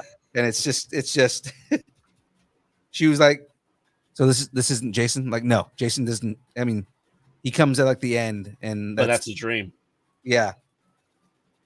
So he doesn't really actually appear right in canon until number 2. Right. And I was telling her because she was considering watching the next one, but it was already late, so we were like, okay, well, let's just go to bed. But I was telling her, I was like, he doesn't get the hockey mask to the third movie, so it's like, He wears a sack. He literally wears a satchel over his face. And then number 4, he gets killed by Corey Feldman. So, you know. Like Corey fucking he gets killed. He gets killed by a Ninja Turtle. Yes. Yes. Not even a teenage one. Prepubescent. Ninja Turtle. All right. With chat and you, Poltergeist does move forward somehow. Somehow we have a PG-13 franchise in the top 8 for horror movie franchises. That's astounding. I mean, it beats Scream. How the hell did that happen? I don't know. No. That one I don't understand. I mean, I'm still yelling about it from last week. So, all right. So Poltergeist move on. Next up, we have Child's Play versus Saw. Ooh, Child's Play versus Saw. Yes. Once again, I go for consistency. And the only reason why Child's Play is consistent is because Don Mancini has written every single thing Child's Play for the past 35 years. Except for one. We don't talk about that one. But yeah, it is part of the franchise. But yes, he is the sole creator of Child's Play. And I mean, what's funny is Don Mancini was working on the current TV show. Yeah. At the same time that they were making that remake. Absolutely. And I love that it became like it was almost like a dick contest, right? It was like, oh, okay, you guys are going to reboot my franchise, but I'm going to make my own at the same time on Sci-Fi, which it ended up moving. But I mean, like, you know, he was at the time he was doing it on Sci-Fi, right. and he was like, yeah, okay, go ahead and reboot my franchise. We'll see which one's better. He won. Yes. Oh, absolutely. Absolutely, he won. And quite honestly, as I did watch all 10 Saws within 7 days, yeah, I completely forgot what number 4 was about. I'm like, I've seen this multiple times, but I couldn't tell you what who the main character was. Yeah, is that the pig head one? They all have pig heads. Okay. That's about when they got rid of all the other cops they killed off. They decided to go, hey, you remember the guy that led the SWAT team that had like 10 lines? He's the main character now. Cool. Oh, all right. Yeah, sure. And to me, that movie showed what happens if you don't have Tobin and Bell in your franchise is it fails. Yeah. So what do you think? Do you go in with the Lakeshore Strangler for Chicago people? Or are you going to go with Saw? That reference is going to go over so many people's heads. No, I fucking Charles Ray all the way. Yes. And it's sacrilegious to say anyone other than fucking Charles Ray. Come on, man. Oh, I completely agree. Now, Cam, we are sorry. Because Say Wong and Let's Create also said Child's Play. Yeah. Because Child's like Play, I said, I mean, okay, Saw has its moments, but the thing is that like you made the point right off the bat is it's much more consistent. Like yes. Even when you start getting to the schlocky stuff, right? When you start getting to you know, like the first couple Child's Play movies were very on the nose and on point, and the humor it's dark, but it fits for what it is, right? Like, you know, all that. And then you start getting into Bride of Chucky and Seed of Chucky, and that's where it starts getting really fucking weird, but they're still not bad movies. Oh no, not at all. Yeah. You know, I was going to say also Prince Humperdinck was, you know, in Child's Play, the first one. Right? Did we lose you, Phil? Uh-oh. Phil, come back. All right. But Child's Play does move forward. Let's see if Phil does come back. So Child's Play does move on. So next up, yes, his death is in the third film, but he still comes back multiple times, just as voices. But next up, we do have VHS versus Wrong Turn. So, an anthology-based show or movie series with lots of different writers and directors versus the evil Appalachian Hillbillies. Next up, my personal vote is VHS, kind of just for the same reasoning that a lot of stuff gets muddled with the Wrong Turn series. It took, I think, 6 movies for it to come back to its true form and not be such a comical style for the most part. So I am going with VHS. Chat, let me know what you guys think while we're waiting for Phil's internet to come back. So, yeah, we're going to be doing the Wrong Turn series at some point in the podcast just because we have to. Oh, and he's back. What happens? You're using hotel Wi-Fi. Fucking Oh, hotel yeah. Wi-Fi is like, hey, fuck you. We're cutting you off. Oh, yeah. It's 7:30. Why aren't you in bed yet? Yeah, you know what? Suck my balls. So Child's Play 1. Good. So next up we have Wrong Turn versus VHS.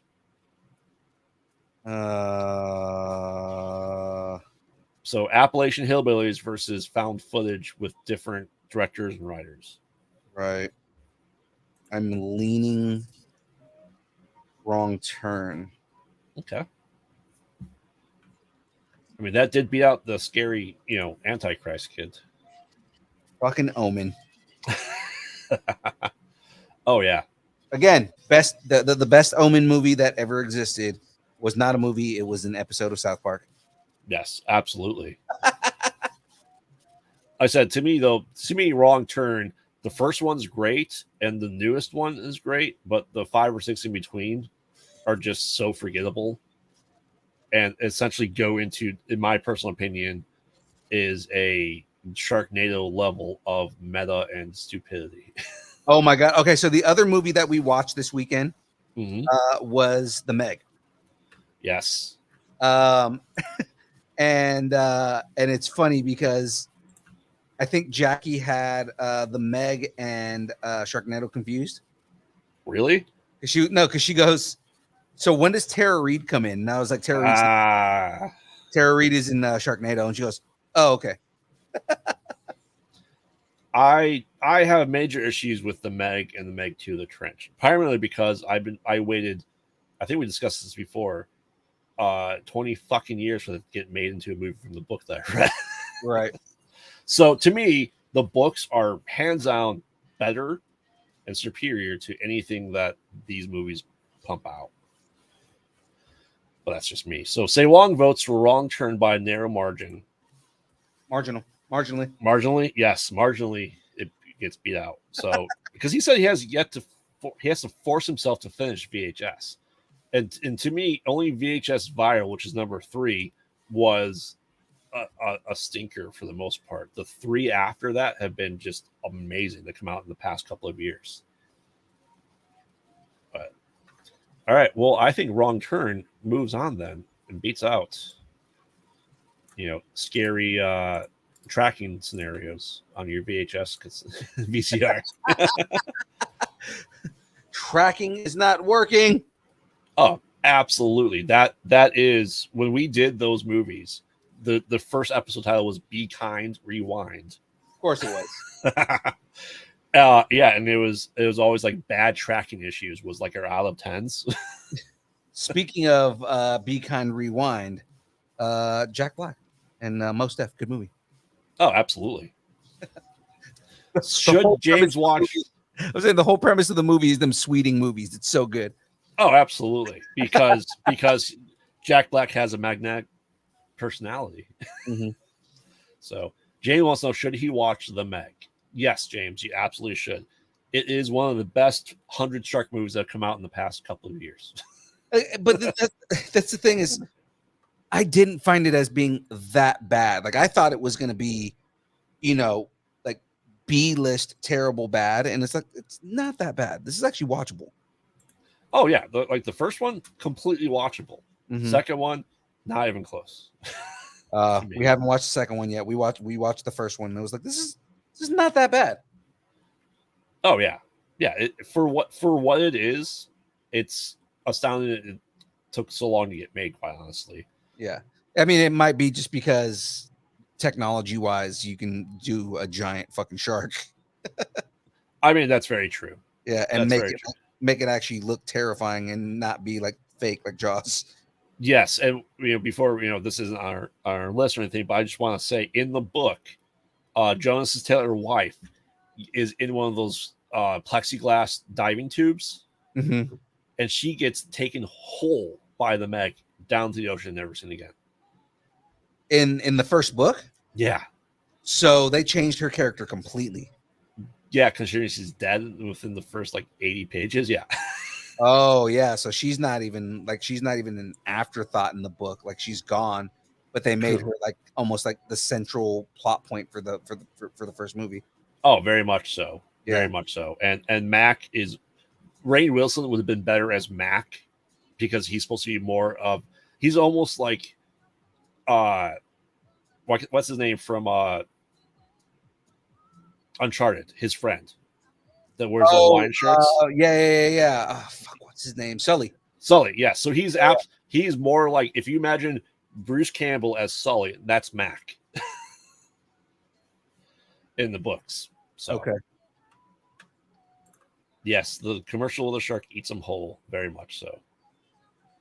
All right, so next up we have The Ring, and yes, Say Wong, all the Ring movies, Ringu and The Rings, and all that stuff, versus The Howling, which somehow beat Reanimator. Yeah, that I don't understand at all. Like, how the fuck did this beat Reanimator? I have no idea. What do you think there, Phil?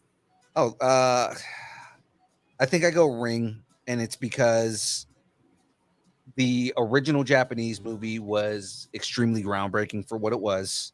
Yes. And then the American remake was, again, I would say watchable. Yeah. The second movie was okay. Yeah, absolutely. Yeah, but like for the most part, because that movie came out when they were starting to get into that whole craze of remaking Japanese movies, right? Like, oh, okay, let's take Japanese horror and remake it for American audiences. Which I mean, I think it would have been fine if they just released it the way it was. Yeah. I mean, like I said, we discussed this last time. Is that I think it's something that gets lost in the cultural translation.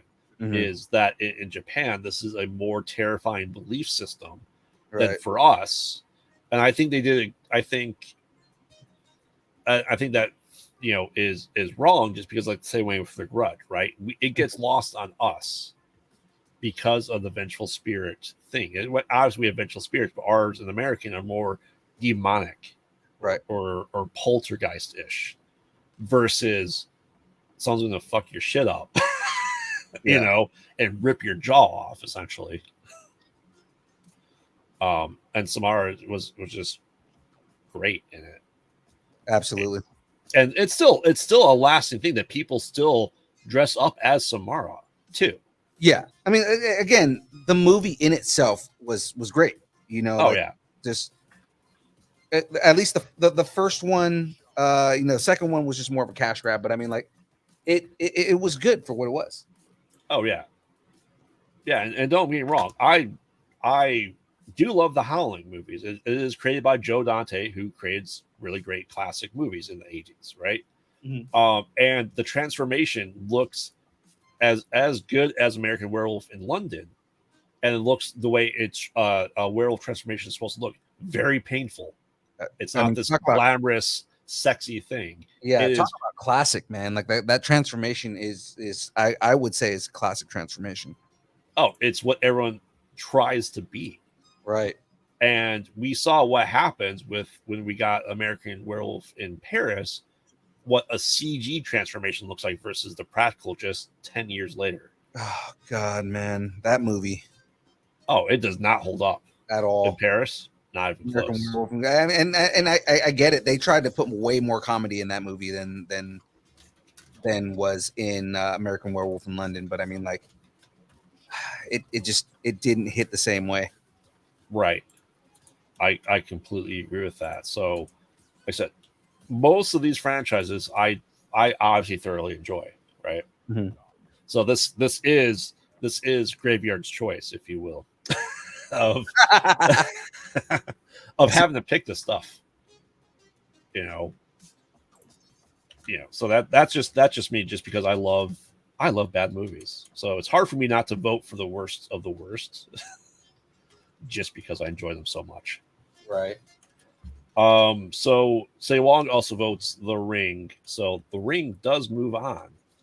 Okay, so I'm not gonna open the next bag just because we've only got 20 minutes left, and Yeah. I'm not gonna waste time on that. But so we see where the progress is before I switch. Yeah. back here. Absolutely. Let me put you on the big screen here. All right, so finish the quad. Right Yep. there. Nice. Now we have the quad on there. Sweet. We're starting to get more buildings. More buildings on the entire thing right here. I got 3 bags done today, man. That's not. Oh wow. Yeah. That's good. How many bags you got left? 22 total. That was I just finished bag 14. Oh wow. Yeah. You got like 2 more weeks of this, at least. Probably more than that. probably about 3 more weeks of this, and well, no, next week we're doing a build. It's next week we're not doing the download. Oh, that's right. Sweet. So we are in our top 8. We're getting there. We're getting there. Yeah. All right. We're going to start hitting some really hard decisions here, like kind of right now. Oh, I bet, man. It's not. Some of these aren't going to be easy at all. No, not at all. Again, I know in the top 4, 3 of them at least are major franchises. Yes. Because we already voted out Halloween. Yes. We voted out surprising things, quite honestly. Oh yeah, absolutely. There's definitely some franchises that are like, why would you vote these ones out? Oh yeah. Yeah. It's always a huge debate, especially among horror fans, of what the best franchise is. And it's generally tied to what your first one was, right? Right. Your franchise that you hold near to your heart is usually the first one in the series that you saw. So if you saw Evil Dead first, Evil Dead's probably your favorite one. If you saw Halloween first, Halloween's probably your favorite franchise. So it's interesting to see that mesh there. Right. James is asking, have I eaten at Zippy's yet? Unfortunately, no. It was closed by the time I was down, like ready to go do anything. So it's also going to probably be closed tonight. I'll probably try and see if I can go hit Zippy's tomorrow, James. What is Zippy's? Menu. It's a Hawaiian franchise. Okay. And they opened a franchise here in Las Vegas, which makes sense because there are a lot of poly people here in Vegas. Last time I came to Vegas, I noticed that. James, the next time you're out in Vegas, or I mean, even you, Graveyard, if you come out to Vegas at all, but like there's a place completely off strip. It's in the city itself. A place called all of a sudden I'm forgetting the name, but I'm gonna pull it up right now. It's a breakfast spot, and they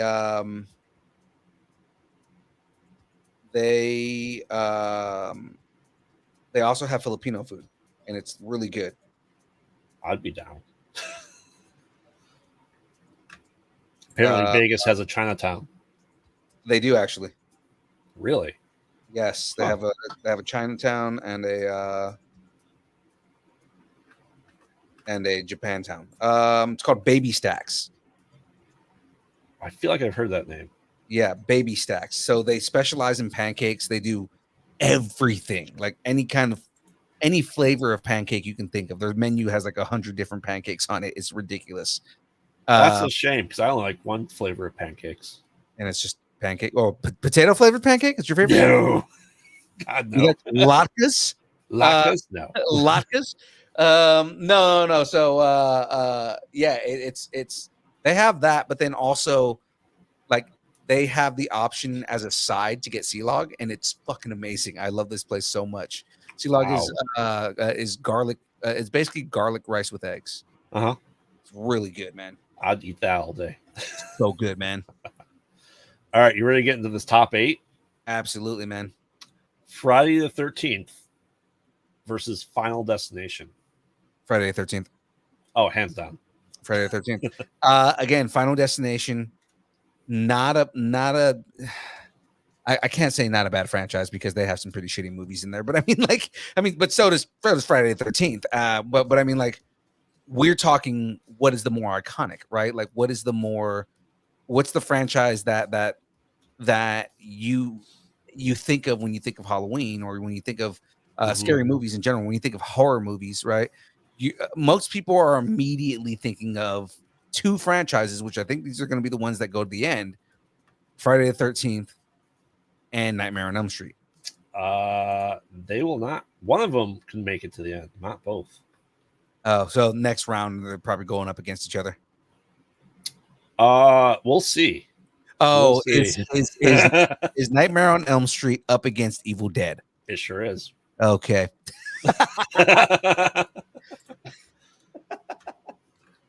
Yes, I mean you're Jason's going fine. more iconic. Like I said, I'm voting for the franchise that is, as a whole, like the best, right? Right.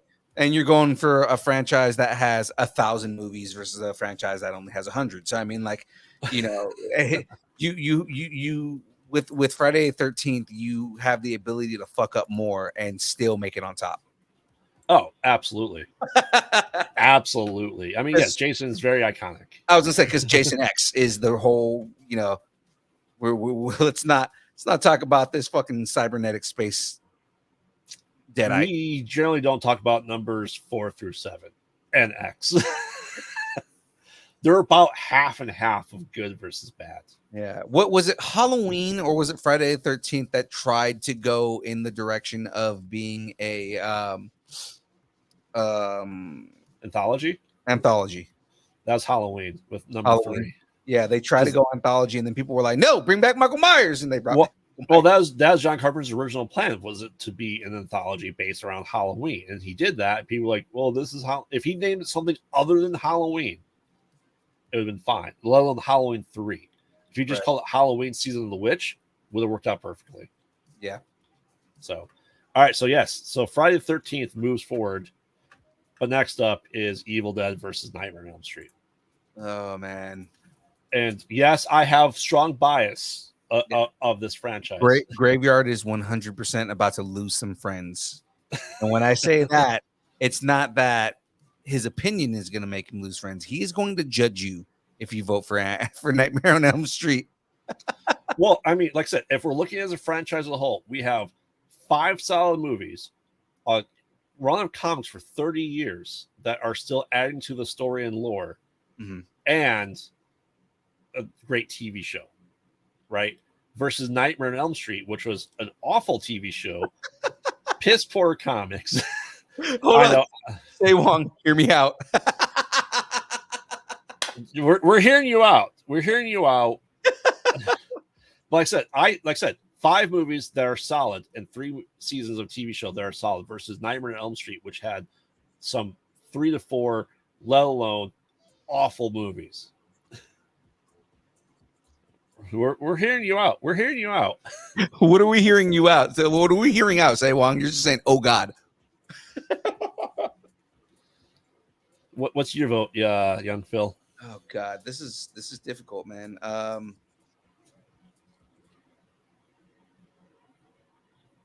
If the argument is Better franchise. I can't. No, I was gonna say I can't say what's more iconic because Ash is up there with your Freddy Krueger. Yes. because the whole thing is, like I said, I mean, you saw it the other day. Call of Duty just put out a Ash Williams skin, even though it's not him with the chainsaw. Logistically, in a shooter game, that doesn't make sense for him to have a chainsaw while he's trying to hold a rifle. But I mean, like, you do get the boomstick, and dude, I haven't played it on stream like that yet, but like the boomstick in that game is ridiculous. So Say Wong, Incendiary damage. Say Wong, you need to watch Fede Alvarez's Evil Dead and Evil Dead Rise, which are amazing. Like I said, and three great TV shows. No one is clamoring. Well, this isn't best villain, Say Wong. This is franchise. Yes, Ash is 100% a hero. He's not the hero you deserve, but the hero you need. With like all the sarcasm as possible. Yeah, absolutely. Like I said, so in Call of Duty, the when you use the boomstick, it has incendiary damage. So basically, when you shoot someone with it, if it doesn't kill them immediately, it puts fire damage on them. The boomstick is so dope, man. Like the only thing is like the range is okay because it's a shotgun, but like you can still get long range kills with that, like just because the incendiary damage. So you're stalling. What's your vote? Oh, man. Your argument is on point because Evil Dead is a more consistent franchise. It may have less property than Nightmare on Elm Street, but Nightmare on Elm Street definitely has some shitters in there. Right, like there are some films in there that are really just, and I mean, Say Wong, that's the reason I love Freddy Krueger, is because he's a sadistic prick that is funny as fuck. Oh yeah. So what are you going for then? Oh man, like I don't want to vote off Freddy Krueger because he is such a great character. Oh, don't get me wrong, he absolutely is. Yeah, but like I said, to me, unbiased aside, it's a stronger franchise that has been going for 40 years, and people still cannot get enough. Yeah, and they, I mean, they made a point of saying when Robert Englund finally retired, last year?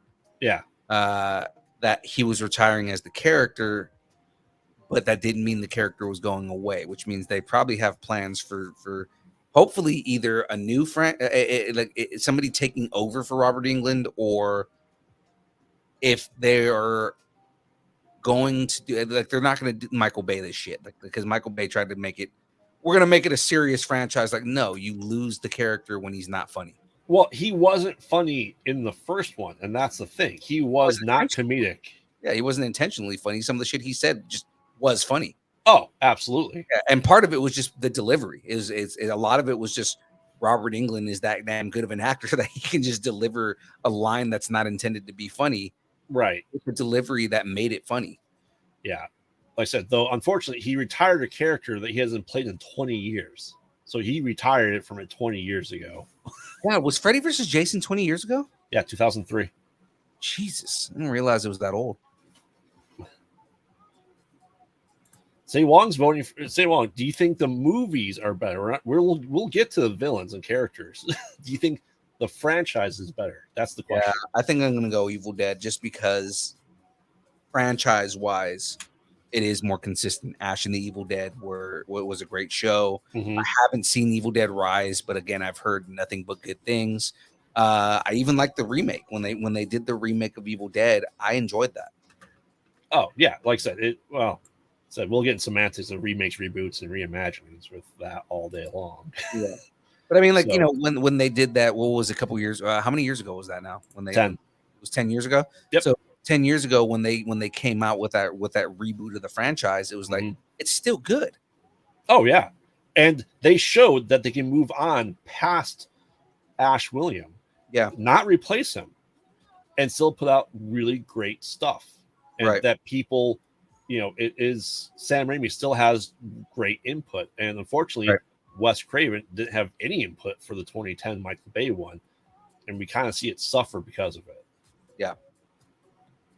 Again, he tried to take a very serious take on the character, and then he wanted to make him even more of a monster. It's like, you don't need to make him more of a monster. Not only did he kill kids, but he diddled them. I'm like, come on, Yeah. It's like they made him a child rapist, and it's unnecessarily.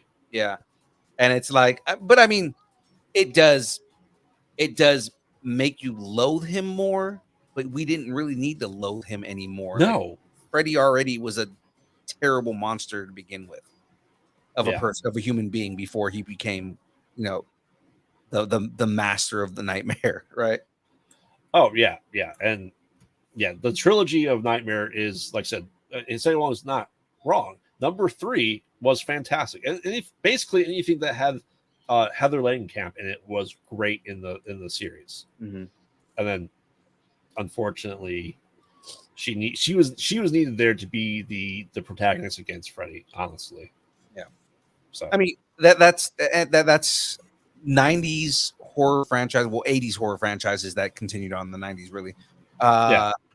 They all suffered from that, campy, overly graphic period, right? Yes. It's like, they started doing gore for the sake of gore, and it wasn't gore for substance, right? Where, you get this whole scene of a hand popping out through the bed through Johnny Depp's chest. I mean, like, the gore that you get there is it's meaningful, right?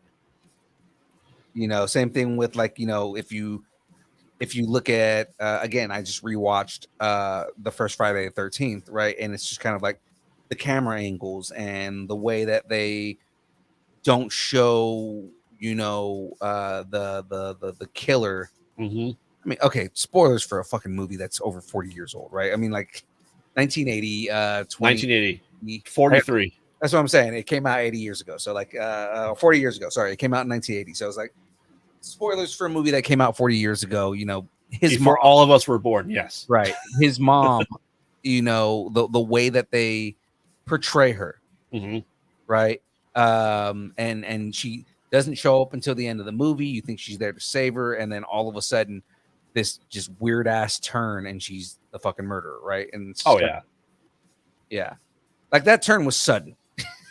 It's like, she came out of nowhere with that, and it was just kind of like, I almost feel like when they were writing the movie, they were like, okay, so how do we know that Mrs. Voorhees is supposed to be the killer? How do we turn her? It's like, let's write dialogue that has nothing to do with anything she just said the last 10 minutes. Yes. Because that's when she starts turning, it's like, this doesn't make sense, but okay. Yes. So Say Wong does, franchise wise, Evil Dead is better. So yeah, Evil Dead. Like I said, right. I go Evil Dead. Yes. So Evil Dead does move on. Surprise. Next up, we have Poltergeist versus Child's Play. Child's Play. Ooh. I mean, yes, absolutely. But yeah. Again, Poltergeist, the first movie, is classic horror. Mm-hmm. Is one of those movies that is forever considered one of the best horror movies ever created. Right. But consistency wise, Charles Lee has it. Oh, yeah. Yeah. Absolutely. I mean, everything was trying to, everything was trying to ride off the coattails of an evil doll come to life after Child's Play. Not many people were trying to do Poltergeist after Poltergeist came out. I mean, they did. There was like a stint of ghost movies that came out. There was a stint of ghost movies before Poltergeist. After Poltergeist, they kind of died out because we got heavy into slashers. Yeah, because I mean, the Poltergeist did ghost movies right. Yes, absolutely. It was the way a ghost movie should be. Oh, but yeah. Again, did not consistently deliver. Versus Child's Play, again, right off the bat, you have a movie where it doesn't take itself too seriously. Right. And Charles Lee Ray is fucking. It's not even that he's terrifying. It's, he's a serial killer that died. like yeah. voodoo gets put into a doll. Yep. And it's already like the premise is already ridiculous, right? But it's just kind of like, again, he's funny, he's raunchy, he fits that 80s horror slasher character. Yeah. But again, he's iconic. Yeah. So Oh yeah. I Yeah, go, and- I go Chucky. Yes. So do I. And I will give Poltergeist this because they did a 2015 remake of it. Mhm. And essentially it being 20 or 30 years ish apart, that in the first Poltergeist, for being PG-13 in the 80s, you literally had Craig T. Nelson ripping his face off in the mirror versus the PG-13 horror we got in 2015. It was completely different. Yeah. And I really do not like the 2015 Poltergeist. Yeah. Just because it was unnecessary. They tried to be closer to what the original was, but they couldn't even come close to it. As far as story, as far as graphics for PG-13. And I think that they were trying to ride on the craze that Paranormal Activity was rolling on, because when Paranormal Activity came out, like, it revitalized that genre. Yeah. As far as like with the mainstream, I mean, it never really went away, but it's just people were going to the theater to watch ghost movies because of Paranormal Activity. So they were just more like, okay, well, let's make a new Poltergeist, and that will get people to, people are already going to these movies. We'll make money on this. Oh yeah. They were thinking we can make a shitty movie. People will come out just because of the name, and that's kind of did not happen. I mean, I saw it in theaters, but right. All right. So Child's Play does move on. Okay. Wrong Turn versus The Ring. Ooh.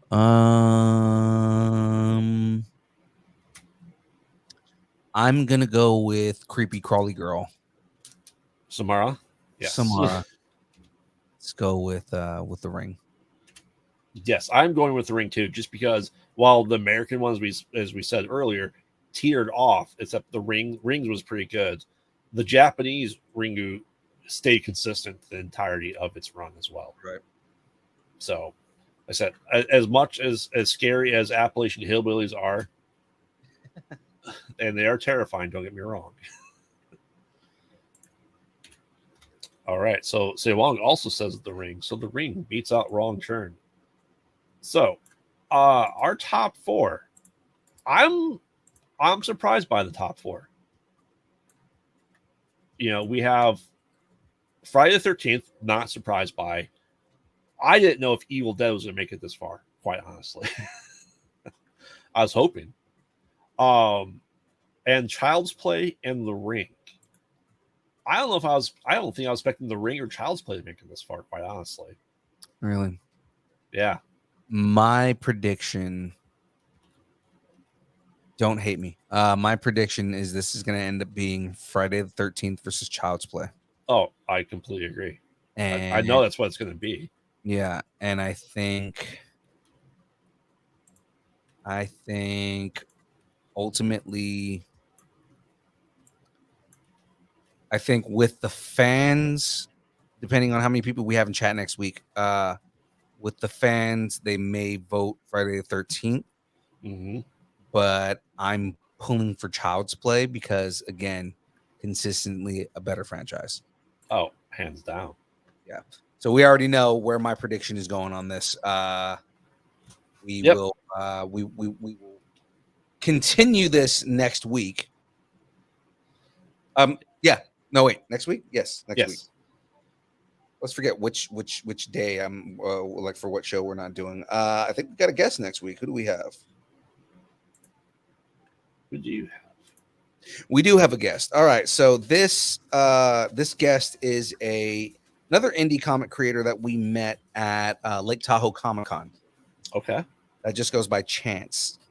Interesting. And they've got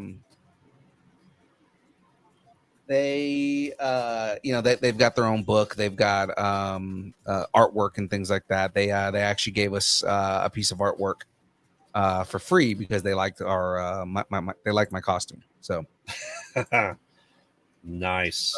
And they signed it too, so it was pretty cool. That's but awesome. Yeah, So on Tuesday, we don't have a show because it's Halloween, and I'm letting everybody have the day off because aside from me, everybody's got kids. So, right. Yeah. So it makes sense for us not to do a show on Halloween. I mean, it doesn't mean that we're not going to stream in some form or way or something like that. Like maybe me and Jackie will do a Halloween episode. We did one last year. Just got to talk it over with Jackie to see if we're going to do that. Thursday again, we've got Chance coming on, and we'll be talking about their book. Sweet. Cool. So Graveyard. Yes. I need you to give me all of your plugs because you do stuff that is not disconcerting related, and we need to promote all the things that you do, sir. Awesome. So pluggables, of course. First, Graveyard does a show. It's called They mostly Pod. at night. Mostly. Yes, I am, of course, Graveyard, co-host as the Mostly Pod Night, Mostly podcast. You can get that at Comic-Con Radio. Make sure to check that out because we have really awesome people that are part of Comic-Con Radio. We have Odyssey Distance Learning, and we have Geek Saga as well. So make sure to check that out. All archival episodes are on any place you get your normal podcasts, or your Apple, your Spotify's, your Amazon. It's all there. Make sure to check that out. You can follow me on social media at Pod Out at Night, where I will be posting all our new stuff that we have coming out. And like we had last night, we had an awesome show with the Horror Dads production on Conversations in the Void. That is 9 p.m. Central every Wednesday, only on YouTube, and getting uploaded to Comic-Con Radio when we finalize that show as well. So make sure to check that out. Give us a like, follow, and subscribe, just because it's awesome fun. And I'm really excited. I know James asked this, we do this too, because it works out, because I have Nate Price from Night of Chihuahuas on next week. Yes. Nate, So, I love Nate so much. He's such a good dude. yeah, so make sure to check it out. Like I said, share it. We will be giving away horror swag that you can not even imagine as we go to more cons in 2024 and bring you all the horror stuff that you don't needed. Yeah. And you can find me over at Kyber Cave 2 to 3, 4 days a week. And you see me here every day on Thursday on the build and harassing Phil as Phil on Mondays in Game. Oh, you missed it last night, man. Oh, you know what? So I just learned Tangia gives you a monthly limit for free. What? No. Yeah, you can only do I think it was like 20,000 words a month. Did we hit it? We hit it yesterday. Oh. So we have to wait until next month to be able to use the AI again, unless you do the bits. The bits. Gotcha. So they're trying to get money on the back end. Yeah, so that's the whole thing is they will let you can still use the AI if you use bits. Ah, interesting. Yeah. Well, where can we find you, Phil? Of course, ladies and gentlemen, you can find us everywhere where social media exists. On all your favorite places, on the Instagram, the Facebook, the Twitter, the Twitch, the TikTok, Threads, YouTube, Discord, MySpace, Vine, GeoCities, Friendster, Second Life, AIM, Farmers Only, Christian Mingle, and OnlyFans. OnlyFans is only pictures of Aaron Watson's feet and mandals, and of course the beard, everyone's favorite beard. The Sentient alien to come take over the world. Sentient alien who takes over the world. Of course, ladies and gentlemen, you can follow the beard on the X, formerly known as Twitter, at Beard's Graveyard. Yes. You got to do that. All right. Now, of course, ladies and gentlemen, if you'd like us to break up with your boyfriend, girlfriend, significant other, pet, schoolyard bully, annoying neighbor, or just tell us how much you enjoy us, hate us, or just wish the internet would consume us completely, send us an email at your favorite spot. That is dist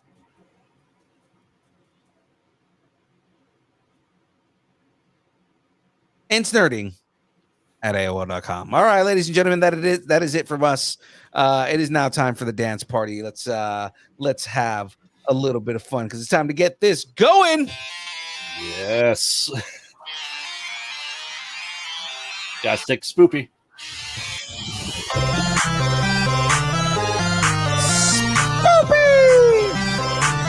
That's who I thought was going to end up in the end. Yeah. Oh my god, I need those pops. Distance nerding.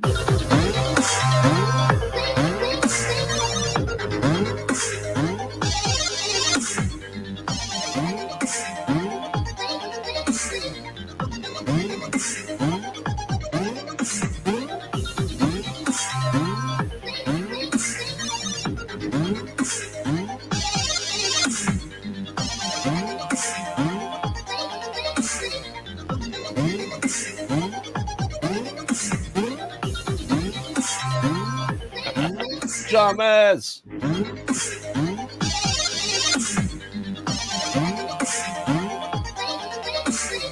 Air humping. Air humping.